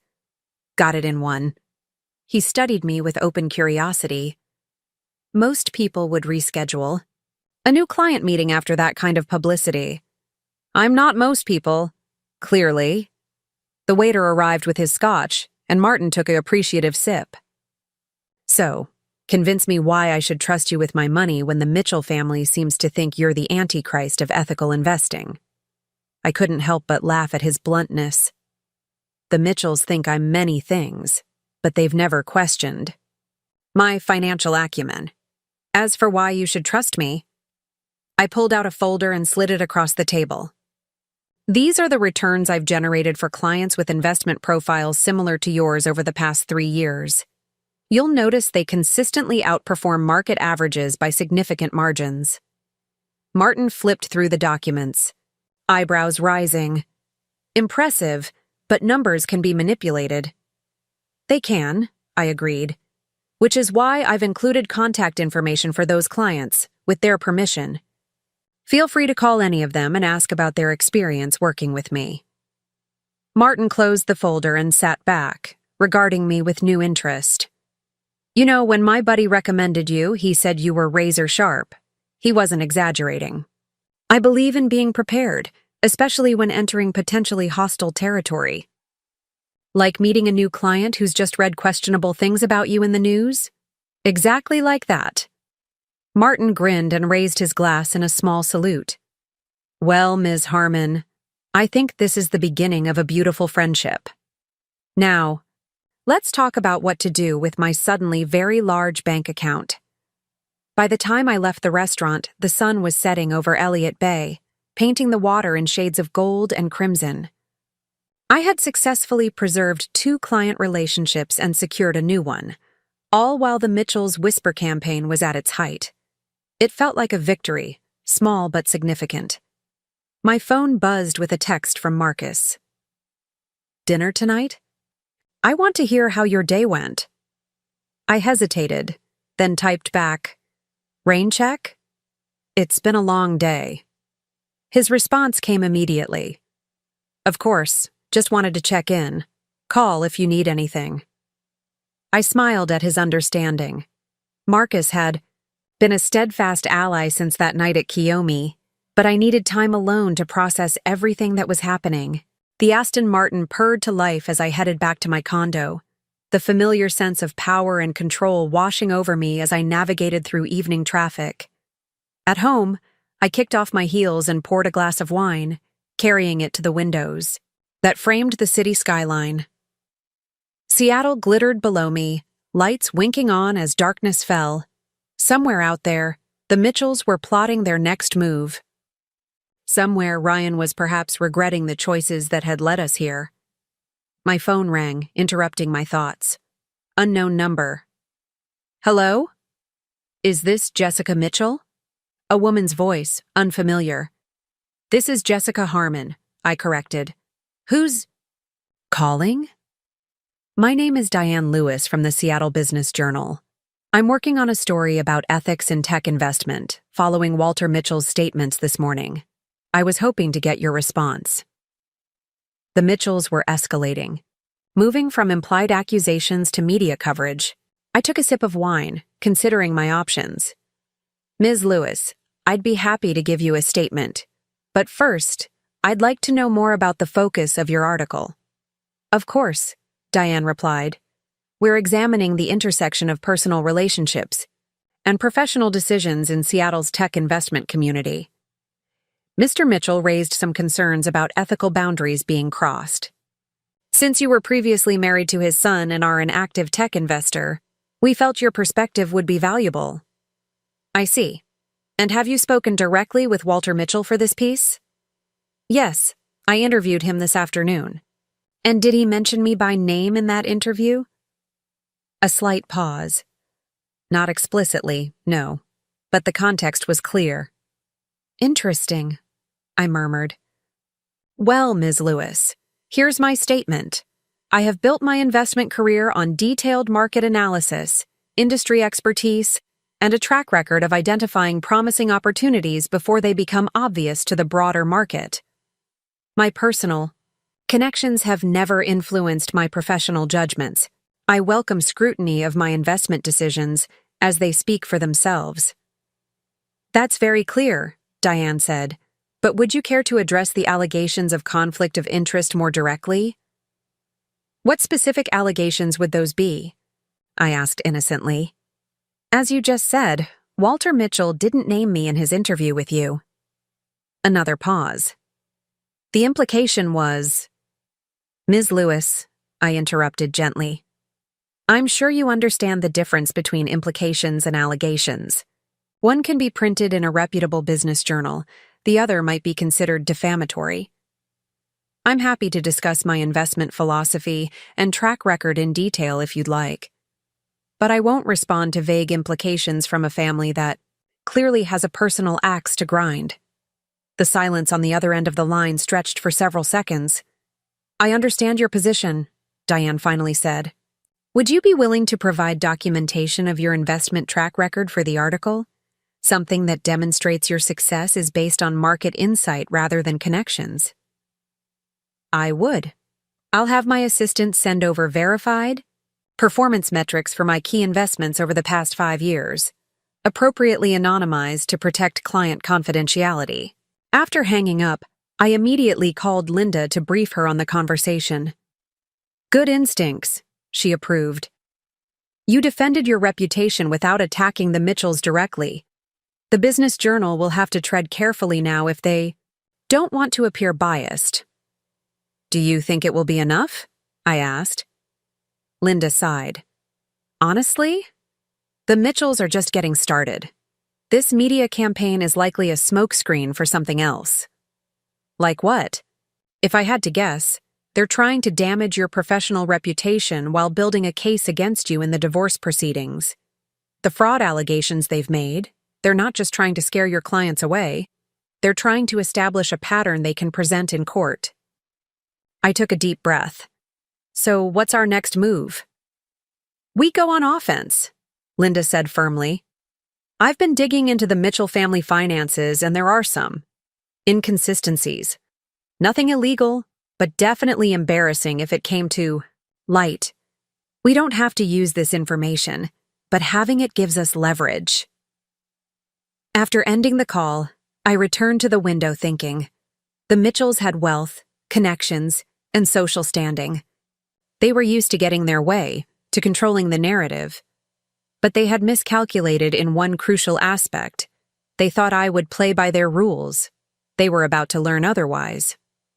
The next morning, a courier delivered a thick envelope from Linda's office.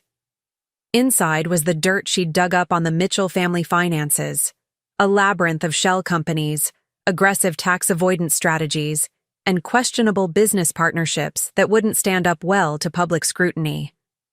Nothing illegal, as she'd said, but certainly not the squeaky clean image Patricia worked so hard to maintain. I studied the documents over coffee, understanding now why Linda had been so confident.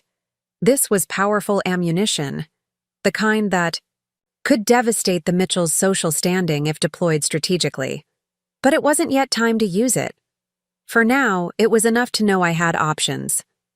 My phone chimed with a text from my assistant. Seattle Business Journal just posted their article online. Link sent to your email. I opened the email with some trepidation, scanning for my name in the lengthy piece about investment ethics in the tech sector. I found it halfway through. When asked about potential conflicts of interest, respected investor Jessica Harmon, formerly Mitchell, vigorously defended her professional record, stating her investment decisions have always been based on market analysis rather than personal connections. Documentation provided to the Journal confirms Harmon's portfolio has consistently outperformed market benchmarks, lending credence to her assertion that her success stems from expertise rather than privileged relationships. I let out a breath I hadn't realized I was holding. The article quoted Walter Mitchell's concerns about ethics, but was careful to frame them as general observations rather than specific accusations. Most importantly, it presented my perspective as equally valid, backed by concrete performance data. Not a win, exactly, but not the hit piece the Mitchells had likely hoped for. My phone rang again. Theodore Baldwin, my oldest and most valuable client. Jessica, he greeted me. I see the Business Journal had the good sense to include your perspective in their article. You read it already? I make it a point to stay informed about my investment team, he replied, particularly when they're being targeted by jealous competitors. I smiled at his characterization. Is that how you see the Mitchells? As competitors? Walter Mitchell has been trying to get a piece of my portfolio for 15 years, Theo snorted. Always with the same pitch about tradition and stability and the wisdom of conservative investments. Meanwhile, you've doubled my returns in 3 years with smart, calculated risks. So yes, competitors, and not particularly gracious ones. I appreciate your support, Theo. It's not support, it's self-interest, he corrected, though I could hear the warmth in his voice. Now, the reason I called, I'm hosting a charity gala for the Children's Hospital next weekend. I'd like you to attend as my guest. I hesitated.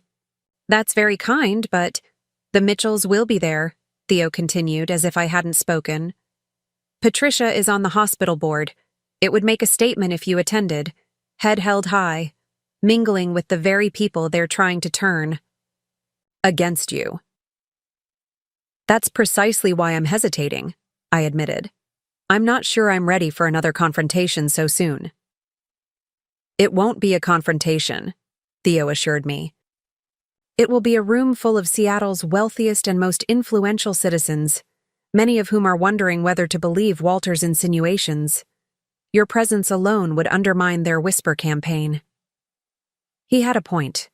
Hiding away would only feed the narrative that I had something to be ashamed of.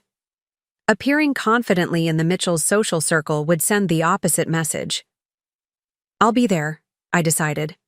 "What's the dress code?" "Black tie," Theo replied, sounding pleased. "And Jessica?" "Wear something unforgettable." The week leading up to the gala passed in a blur of meetings, legal consultations, and preparations. The Mitchells had gone eerily quiet after the business journal article, no more TV appearances, no further press statements. Linda assured me this didn't mean they had given up. They were simply regrouping, planning their next attack. I used the respite to solidify my professional relationships and strengthen my legal position. I met with each of my major clients, providing detailed investment updates and subtly reminding them of my track record. I compiled additional documentation for Linda, building our case against the fraud allegations. And in my rare free moments, I continued settling into my new life in the Capitol Hill condo, gradually making it feel like home. The night of the gala arrived with a sense of anticipation. I had taken Theo's advice to heart, selecting a gown that would make a statement, a deep emerald silk that flowed like water, with a daring cut that was sophisticated rather than revealing. I paired it with the diamond earrings I'd bought myself. After my first major investment success, a reminder of what I had built on my own. Marcus had offered to accompany me, but I'd declined. This was a battle I needed to fight alone. The Aston Martin turned heads as I pulled up to the Four Seasons, where the gala was being held. I handed the keys to the valet and took a moment to center myself before walking into the Lion's Den. The ballroom was transformed into an elegant wonderland, with crystal chandeliers casting a warm glow over the wealth and power of Seattle's elite. A string quartet played softly in one corner, while uniformed staff circulated with champagne and hors d'oeuvres. I spotted Theo immediately, holding court near the bar, and made my way toward him. "Jessica," he greeted me with genuine warmth. "You look magnificent." "Thank you for inviting me," I replied, accepting the glass of champagne he offered. "It's quite the gathering." "Indeed. Half the room is talking about the hospital's new pediatric wing, and the other half is talking, about you." I raised an eyebrow. Should I be flattered or concerned? Flattered, definitely. You're the most interesting thing to happen to this stuffy crowd in years. He gestured subtly toward a cluster of people across the room. The Mitchells arrived, about 20 minutes ago.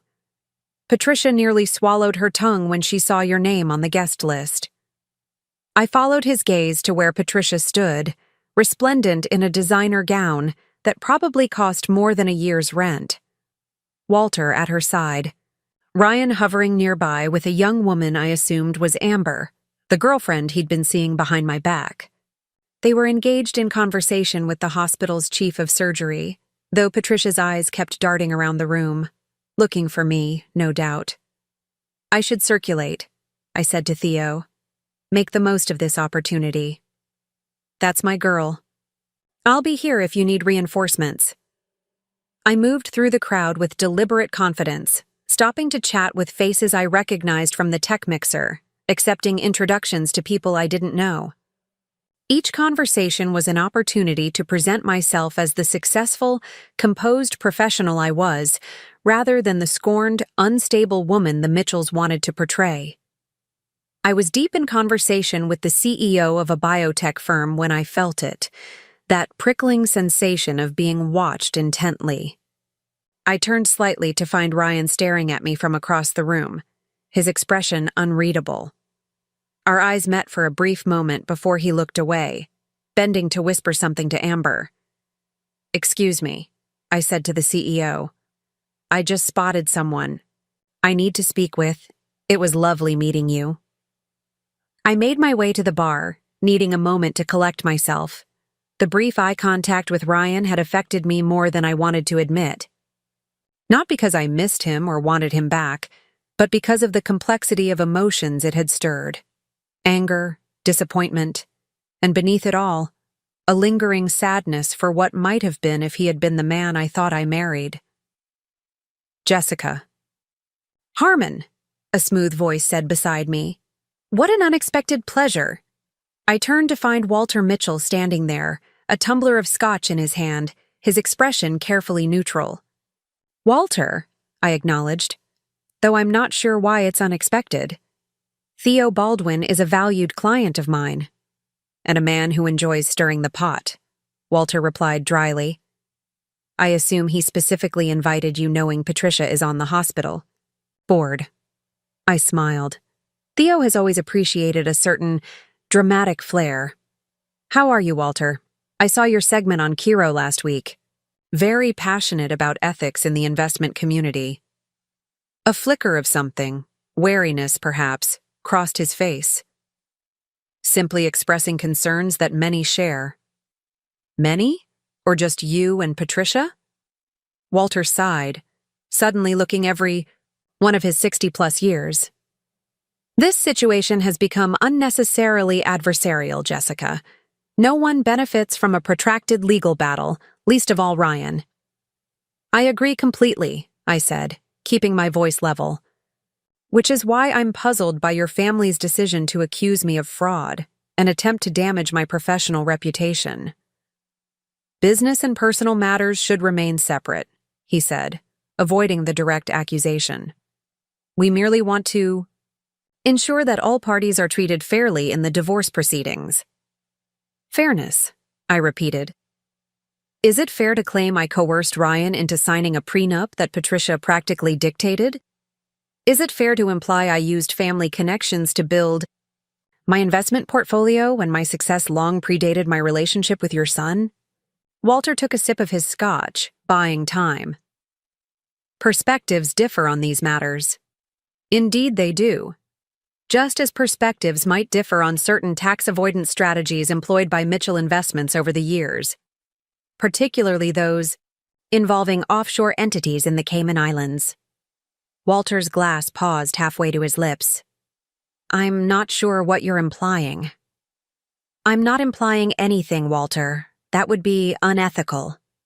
I smiled sweetly. I'm simply observing that glass houses and stones rarely mix well. Before he could respond, Patricia materialized at his side, her social smile firmly in place, though her eyes were cold as she took me in. Jessica, she said, voice dripping with false warmth, how brave of you to show your face here. Patricia, I replied calmly. I was just telling Walter how much I appreciate his concern for ethics in business. You must be very proud of his principled stand. Patricia's smile tightened almost imperceptibly. Walter has always been a man of integrity, something you might learn from. Oh, I've learned a great deal from both of you over the years, I assured her. Lessons I'll never forget.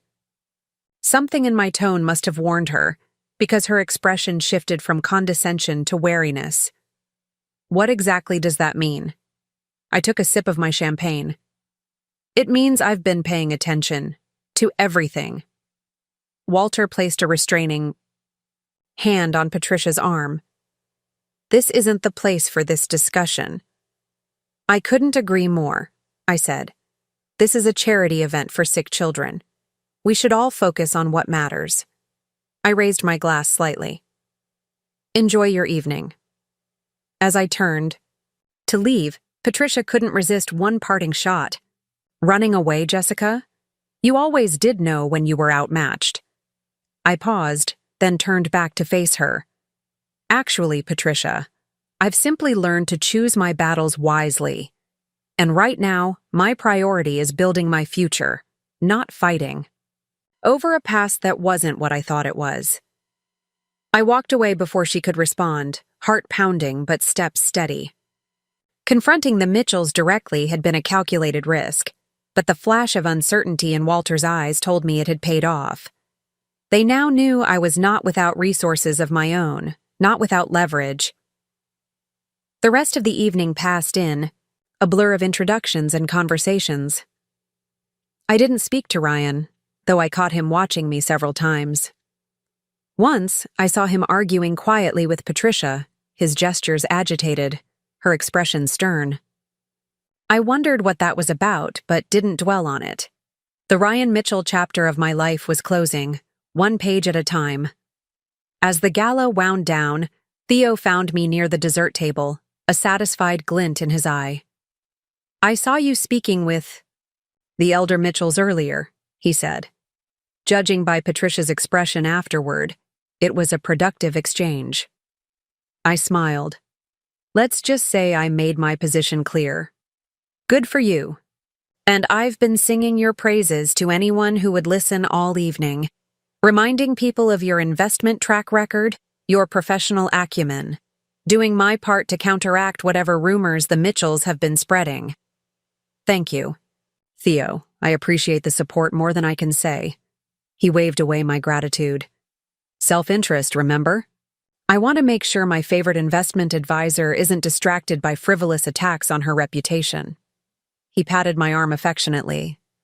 Now, I believe I saw Ryan heading toward the terrace a moment ago. He looked like a man with something on his mind. I glanced toward the glass doors leading to the outdoor terrace. I have nothing to say to Ryan. Perhaps not, Theo agreed. But he might have something to say to you. Something worth hearing.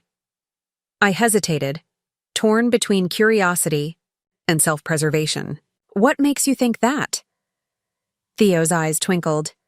Call it an old man's intuition. Besides, you've faced down Patricia and Walter tonight. Ryan should be easy by comparison.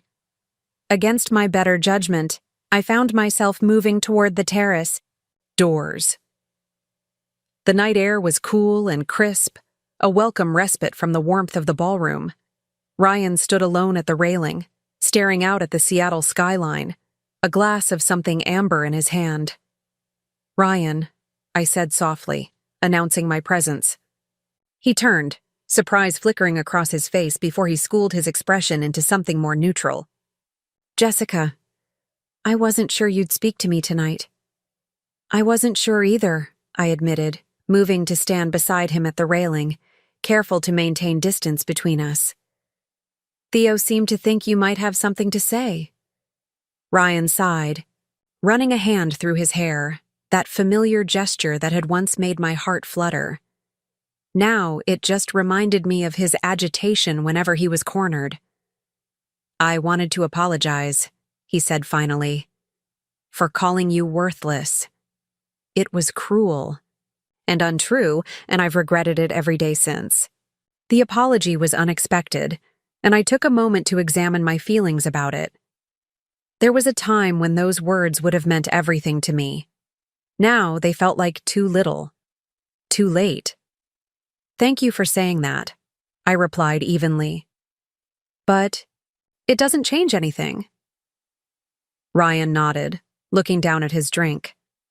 I know, I just needed you to hear it.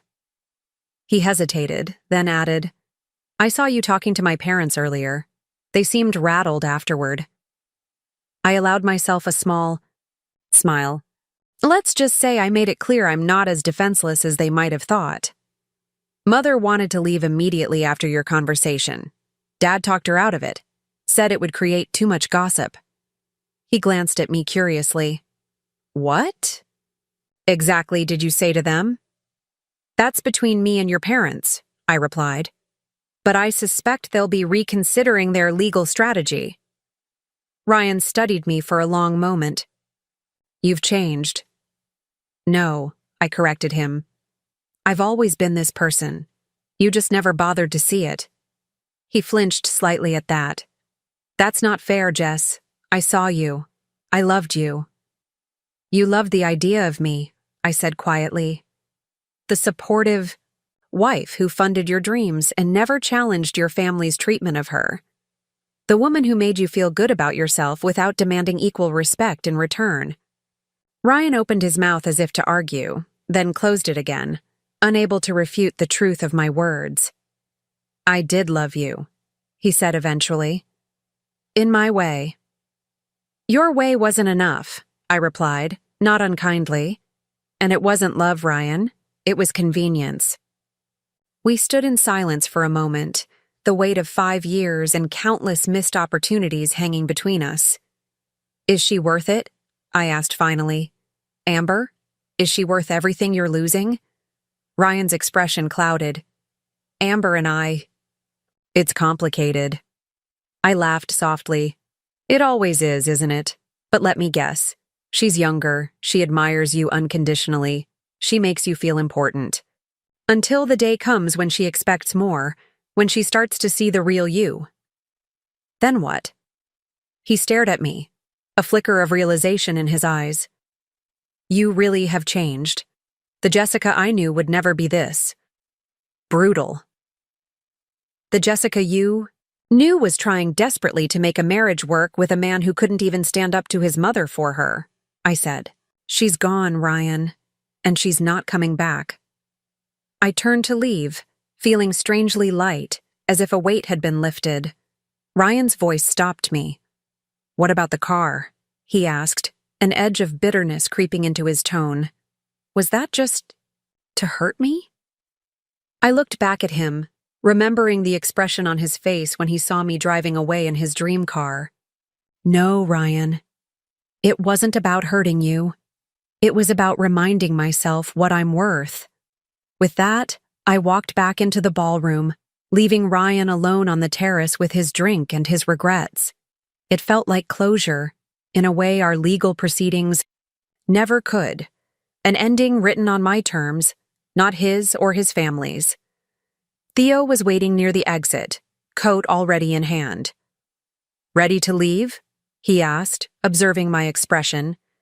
You look like a woman who's said what needed saying.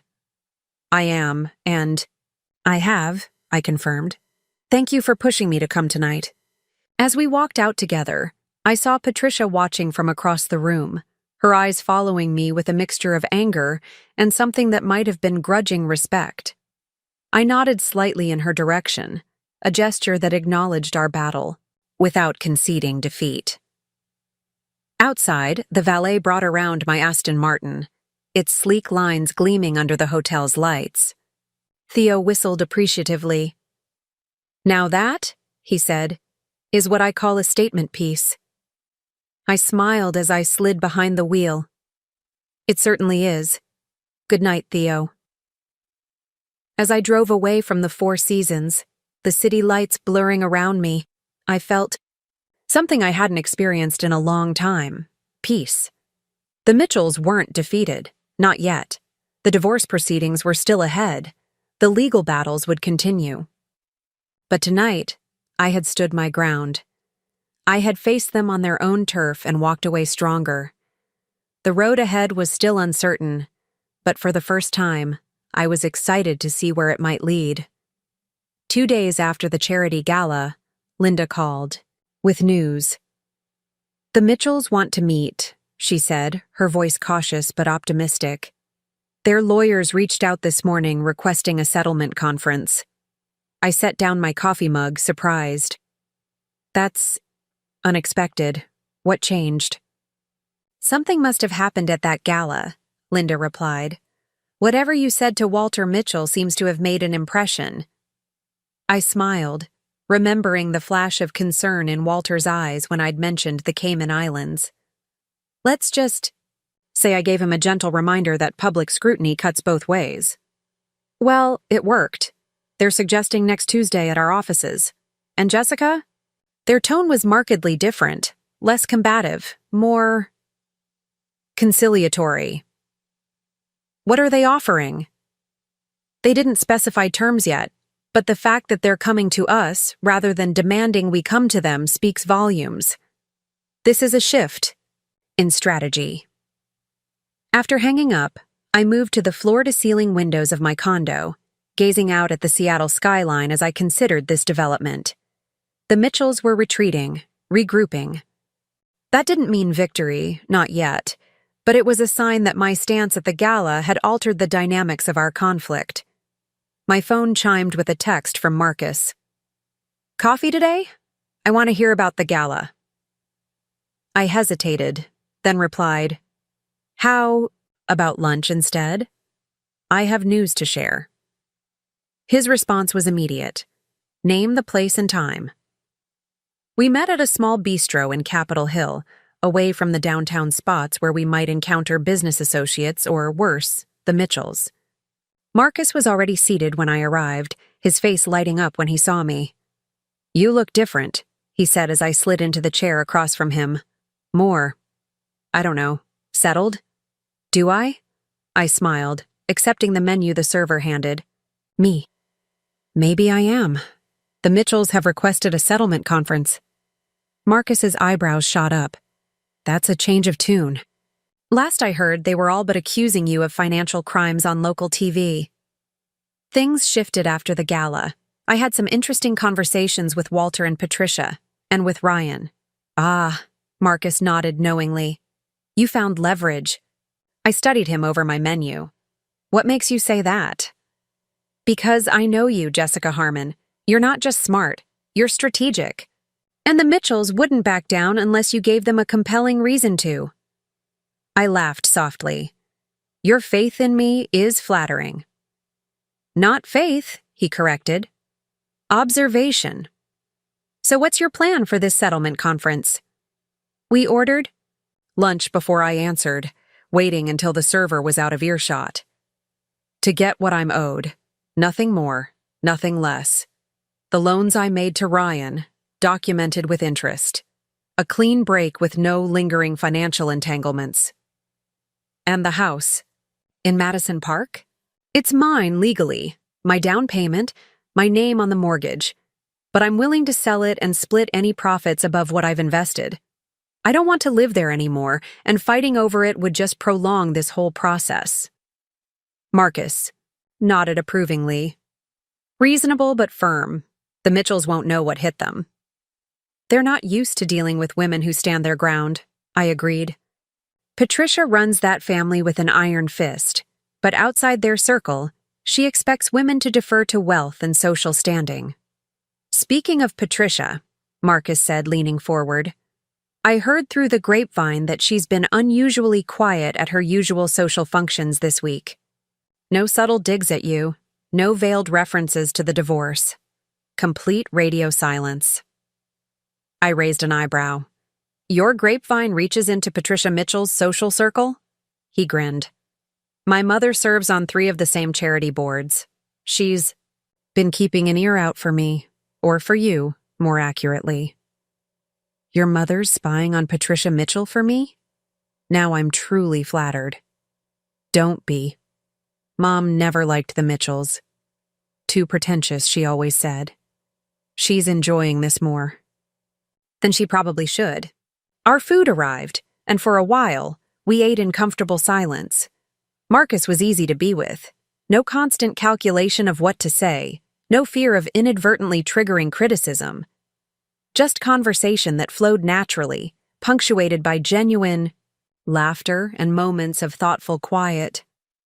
"Can I ask you something personal?" Marcus said as we were finishing our meals. I tensed slightly but nodded. "You can ask." I might not answer. "Fair enough." He set down his fork. "After everything that's happened, after how they've treated you, do you miss any of it? The marriage, the family connections, the social circle?" The question caught me off guard, not because it was intrusive, but because I hadn't really examined my feelings about what I'd lost, only what I'd gained in walking away. "I miss the idea of it," I said slowly. "The partnership I thought I had with Ryan, the family I hoped we might become, but the reality." I shook my head.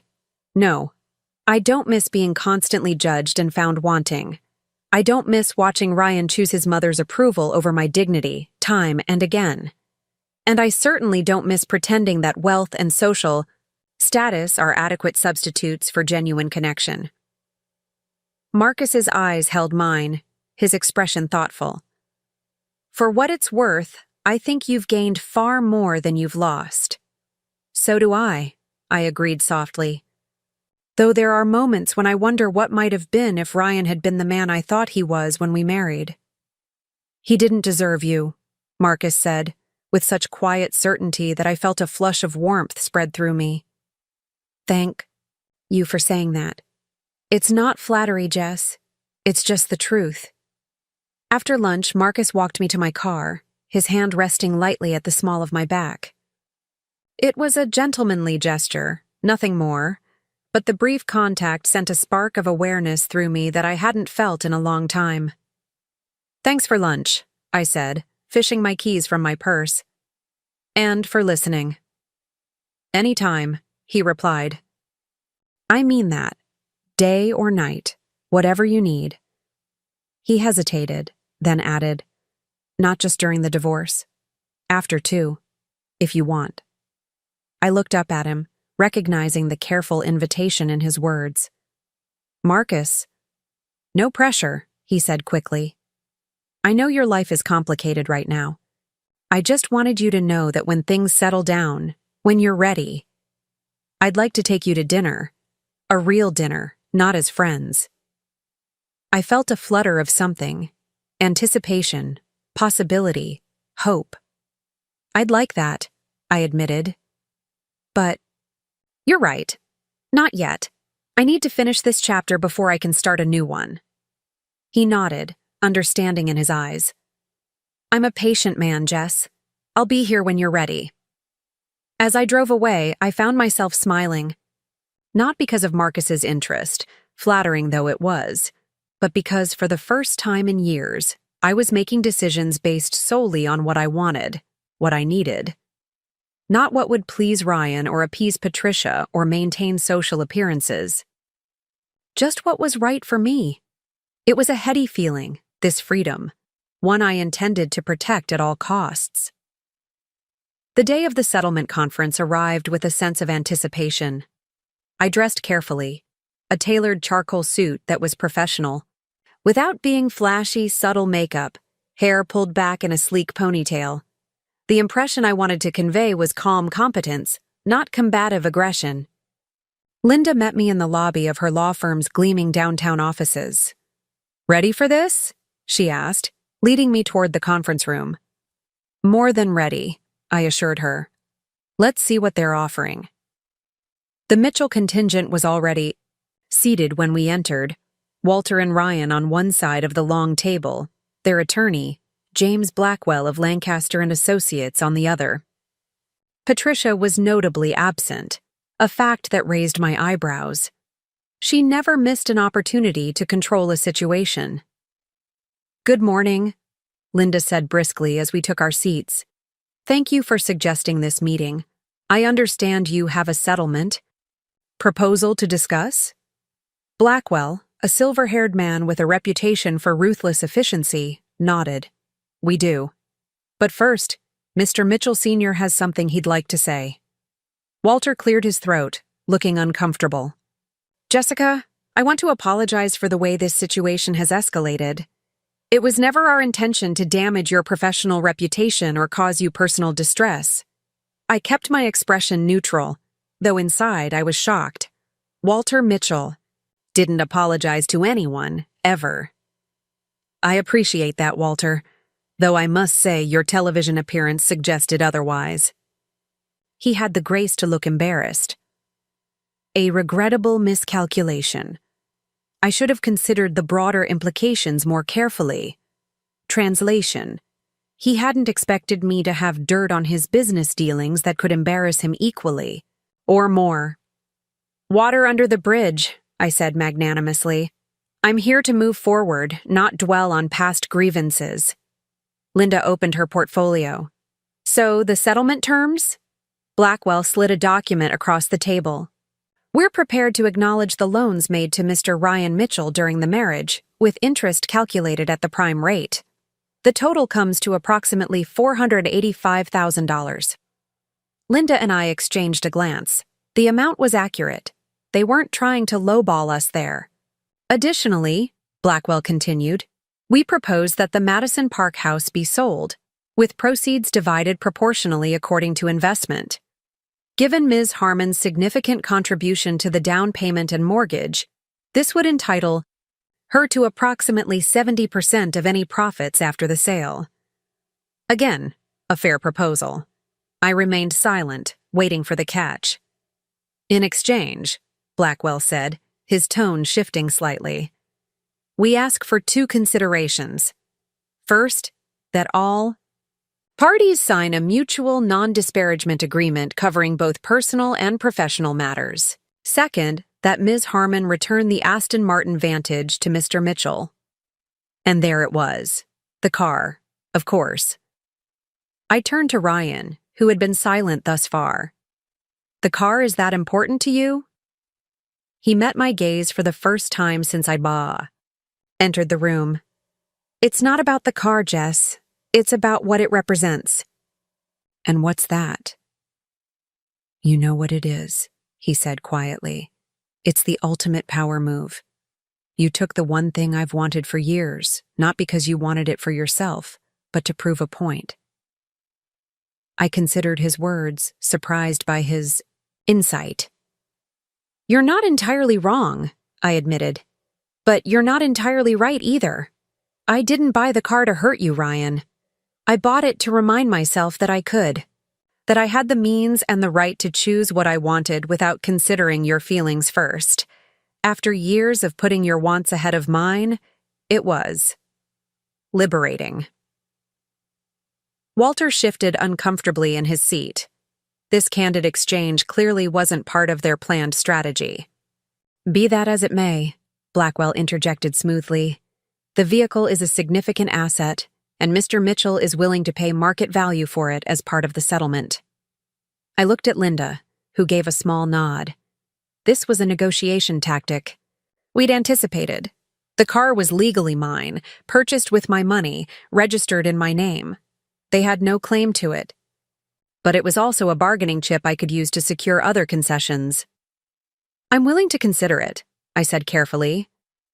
But I'd need something in return beyond what's already on the table. Blackwell's eyebrows rose. Such as? The fraud allegations, I said, my voice hardening slightly. They need to be formally withdrawn, with a written statement acknowledging they were made without basis. Not just dropped, retracted. Walter and Ryan exchanged glances. That's a significant ask, Blackwell hedged. From a legal perspective. It's the minimum I should expect after your clients attempted to destroy my professional reputation. I cut in. The loans in the house are just math. My career is my future. Linda backed me up seamlessly. We have documented evidence that these allegations were made in bad faith.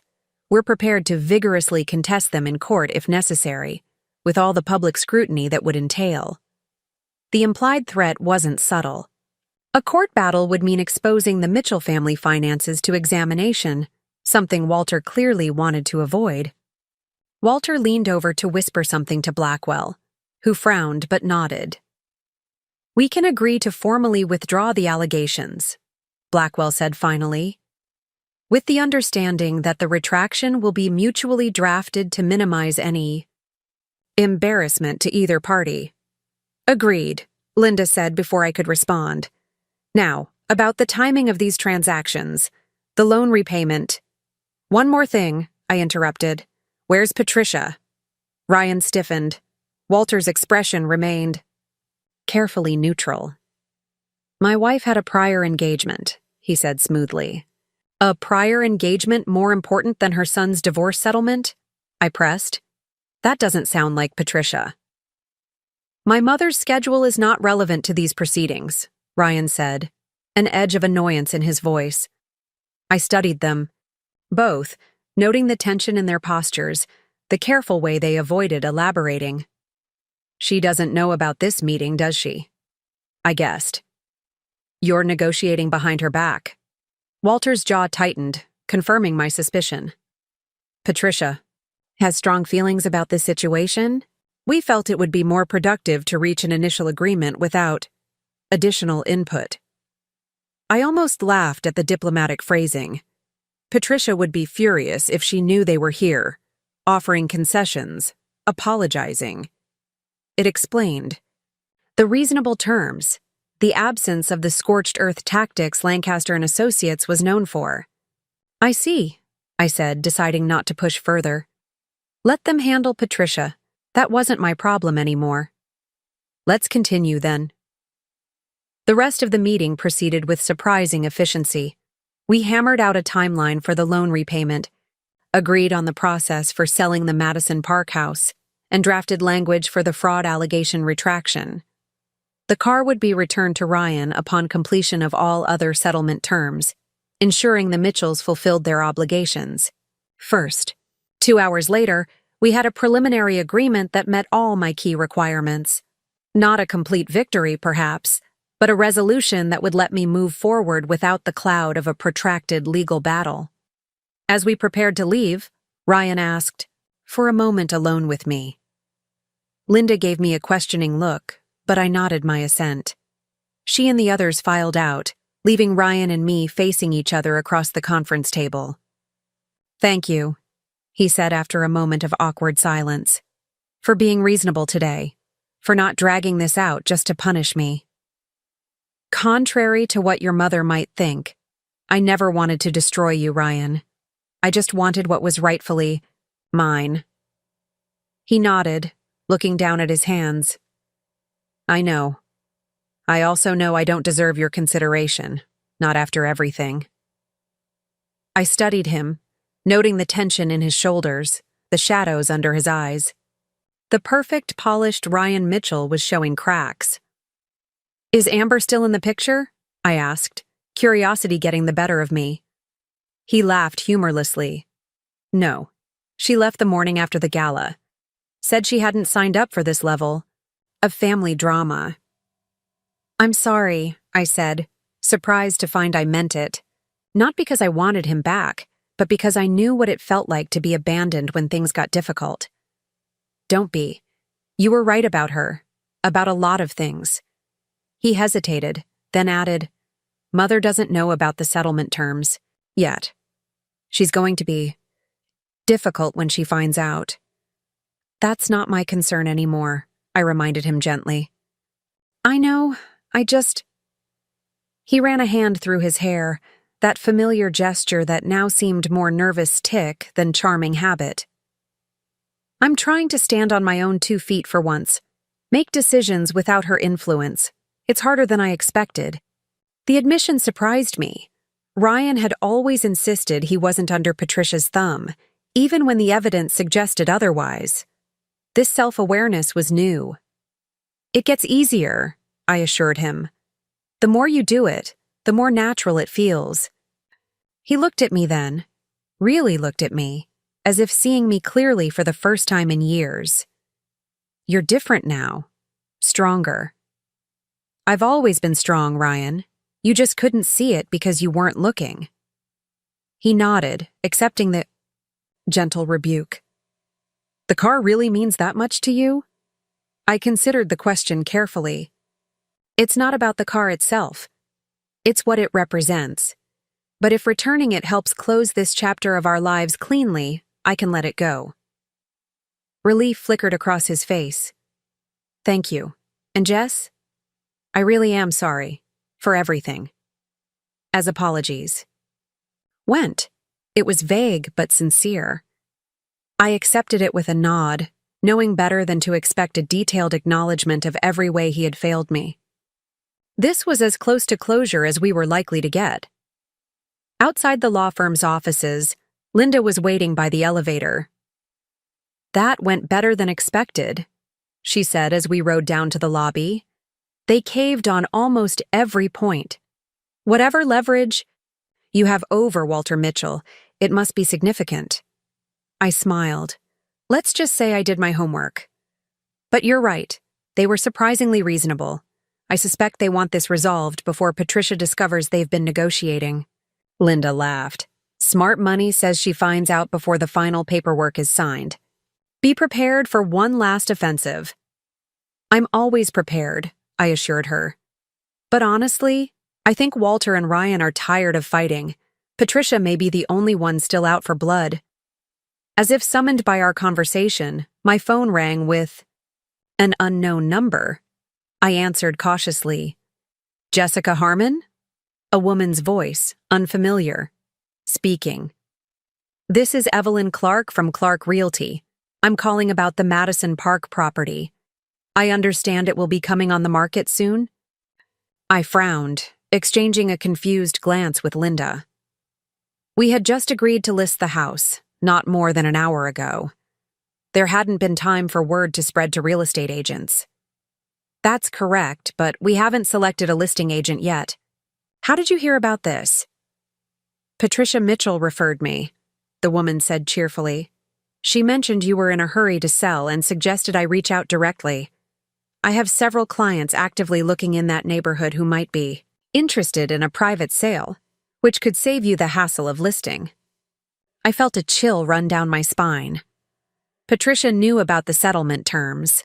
Somehow, she'd found out what we'd agreed to and was already moving to insert herself into the process.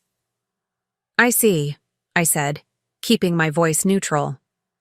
Thank you for your interest, Ms. Clark, but we'll be following a more traditional listing process. Have a good day. I hung up and immediately called Linda's attention to what had happened. Patricia knows. She's already trying to control the house sale. Linda's expression hardened. That was fast, even for her.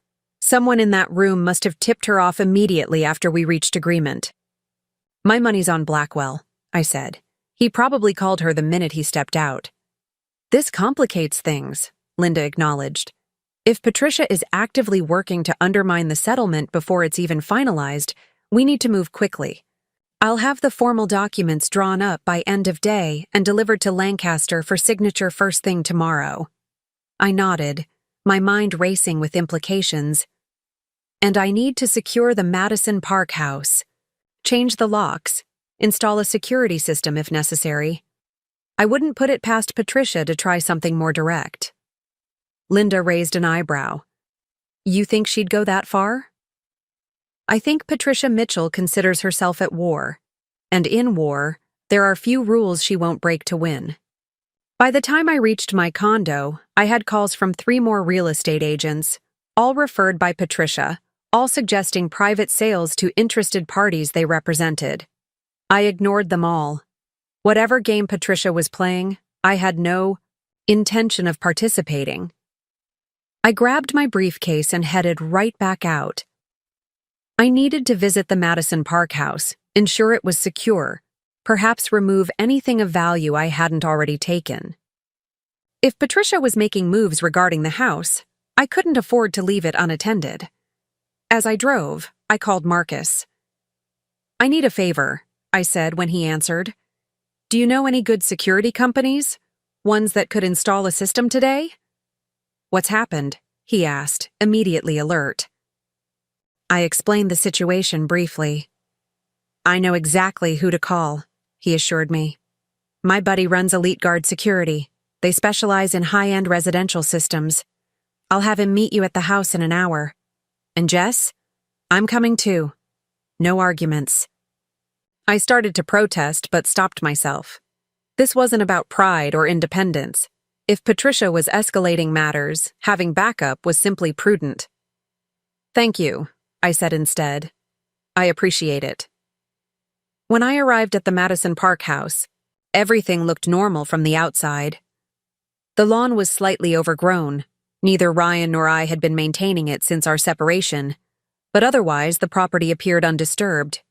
I used my key to enter, half expecting to find Patricia inside, but the house was empty and silent.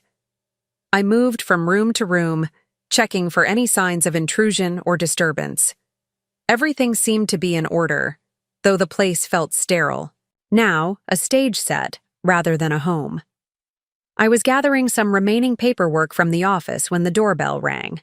Marcus stood on the porch with another man, presumably his security expert friend. Jess, this is Dave Ellison of Elite Guard. Dave, Jessica Harmon. Dave was a former military type, all efficiency and understated competence. Ms. Harmon, Marcus filled me in on the situation. I'll do a property assessment and can have a full security system installed within 3 hours. Motion sensors, cameras, remote monitoring, the works. That would be wonderful, I said, relieved. Cost isn't an issue. While Dave began his assessment, Marcus and I sat in the kitchen, the only room in the house that still felt vaguely welcoming. So they caved on nearly everything, Marcus said after I'd filled him in on the settlement conference.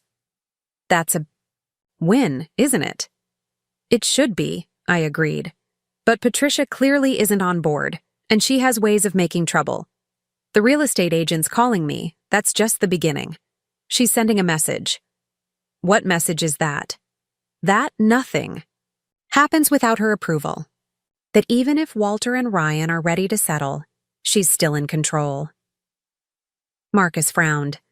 But legally, she has no standing in your divorce. She's not a party to it. Legally, no. But Patricia's power has never been about legal standing. It's about influence, manipulation, social pressure. She's built her entire identity around controlling her family and their image.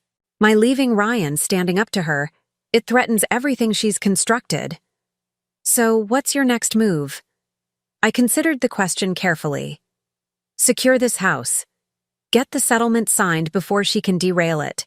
And prepare for whatever she might do next. And the car? You're really going to give it back to Ryan? I smiled slightly. The car served its purpose. It was never about ownership. It was about making a statement. That statement's been made.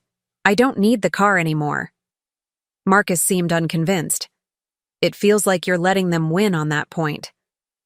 Sometimes winning isn't about keeping everything.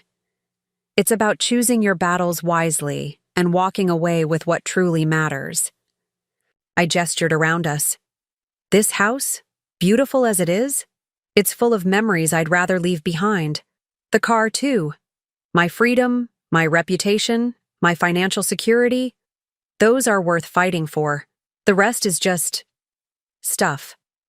Dave returned from his assessment, interrupting our conversation. Good news and bad news, he said briskly. Good news is I can secure this place properly. We'll have a team here within the hour. Bad news is someone's already been inside. I straightened in. Alarm. What? When? Recently, Dave said. Within the last day or two. Professional job. They picked the back door lock. Wouldn't have noticed except I checked these things specifically. They were careful. Didn't disturb anything obvious, but they definitely entered the property. Marcus and I exchanged concerned glances. Can you tell what they were looking for? I asked. Dave shook his head. Can't say for sure, but if I had to guess, information.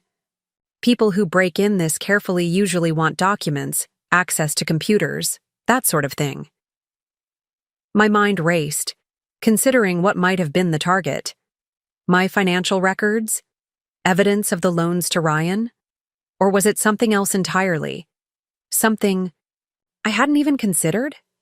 I need to call Linda, I said, reaching for my phone. She needs to know about this. As I dialed, I moved to the window, gazing out at the peaceful neighborhood that had once felt like home. Whatever game Patricia was playing, whatever her end game might be, one thing was clear. This wasn't over yet. Not by a long shot. By noon, Walter and Ryan had signed the settlement agreement, accepting all my terms, including the clause about the break-in. Patricia was notably absent from the signing, and despite the settlement, she was proceeding with her press conference, a clear sign she wasn't done fighting.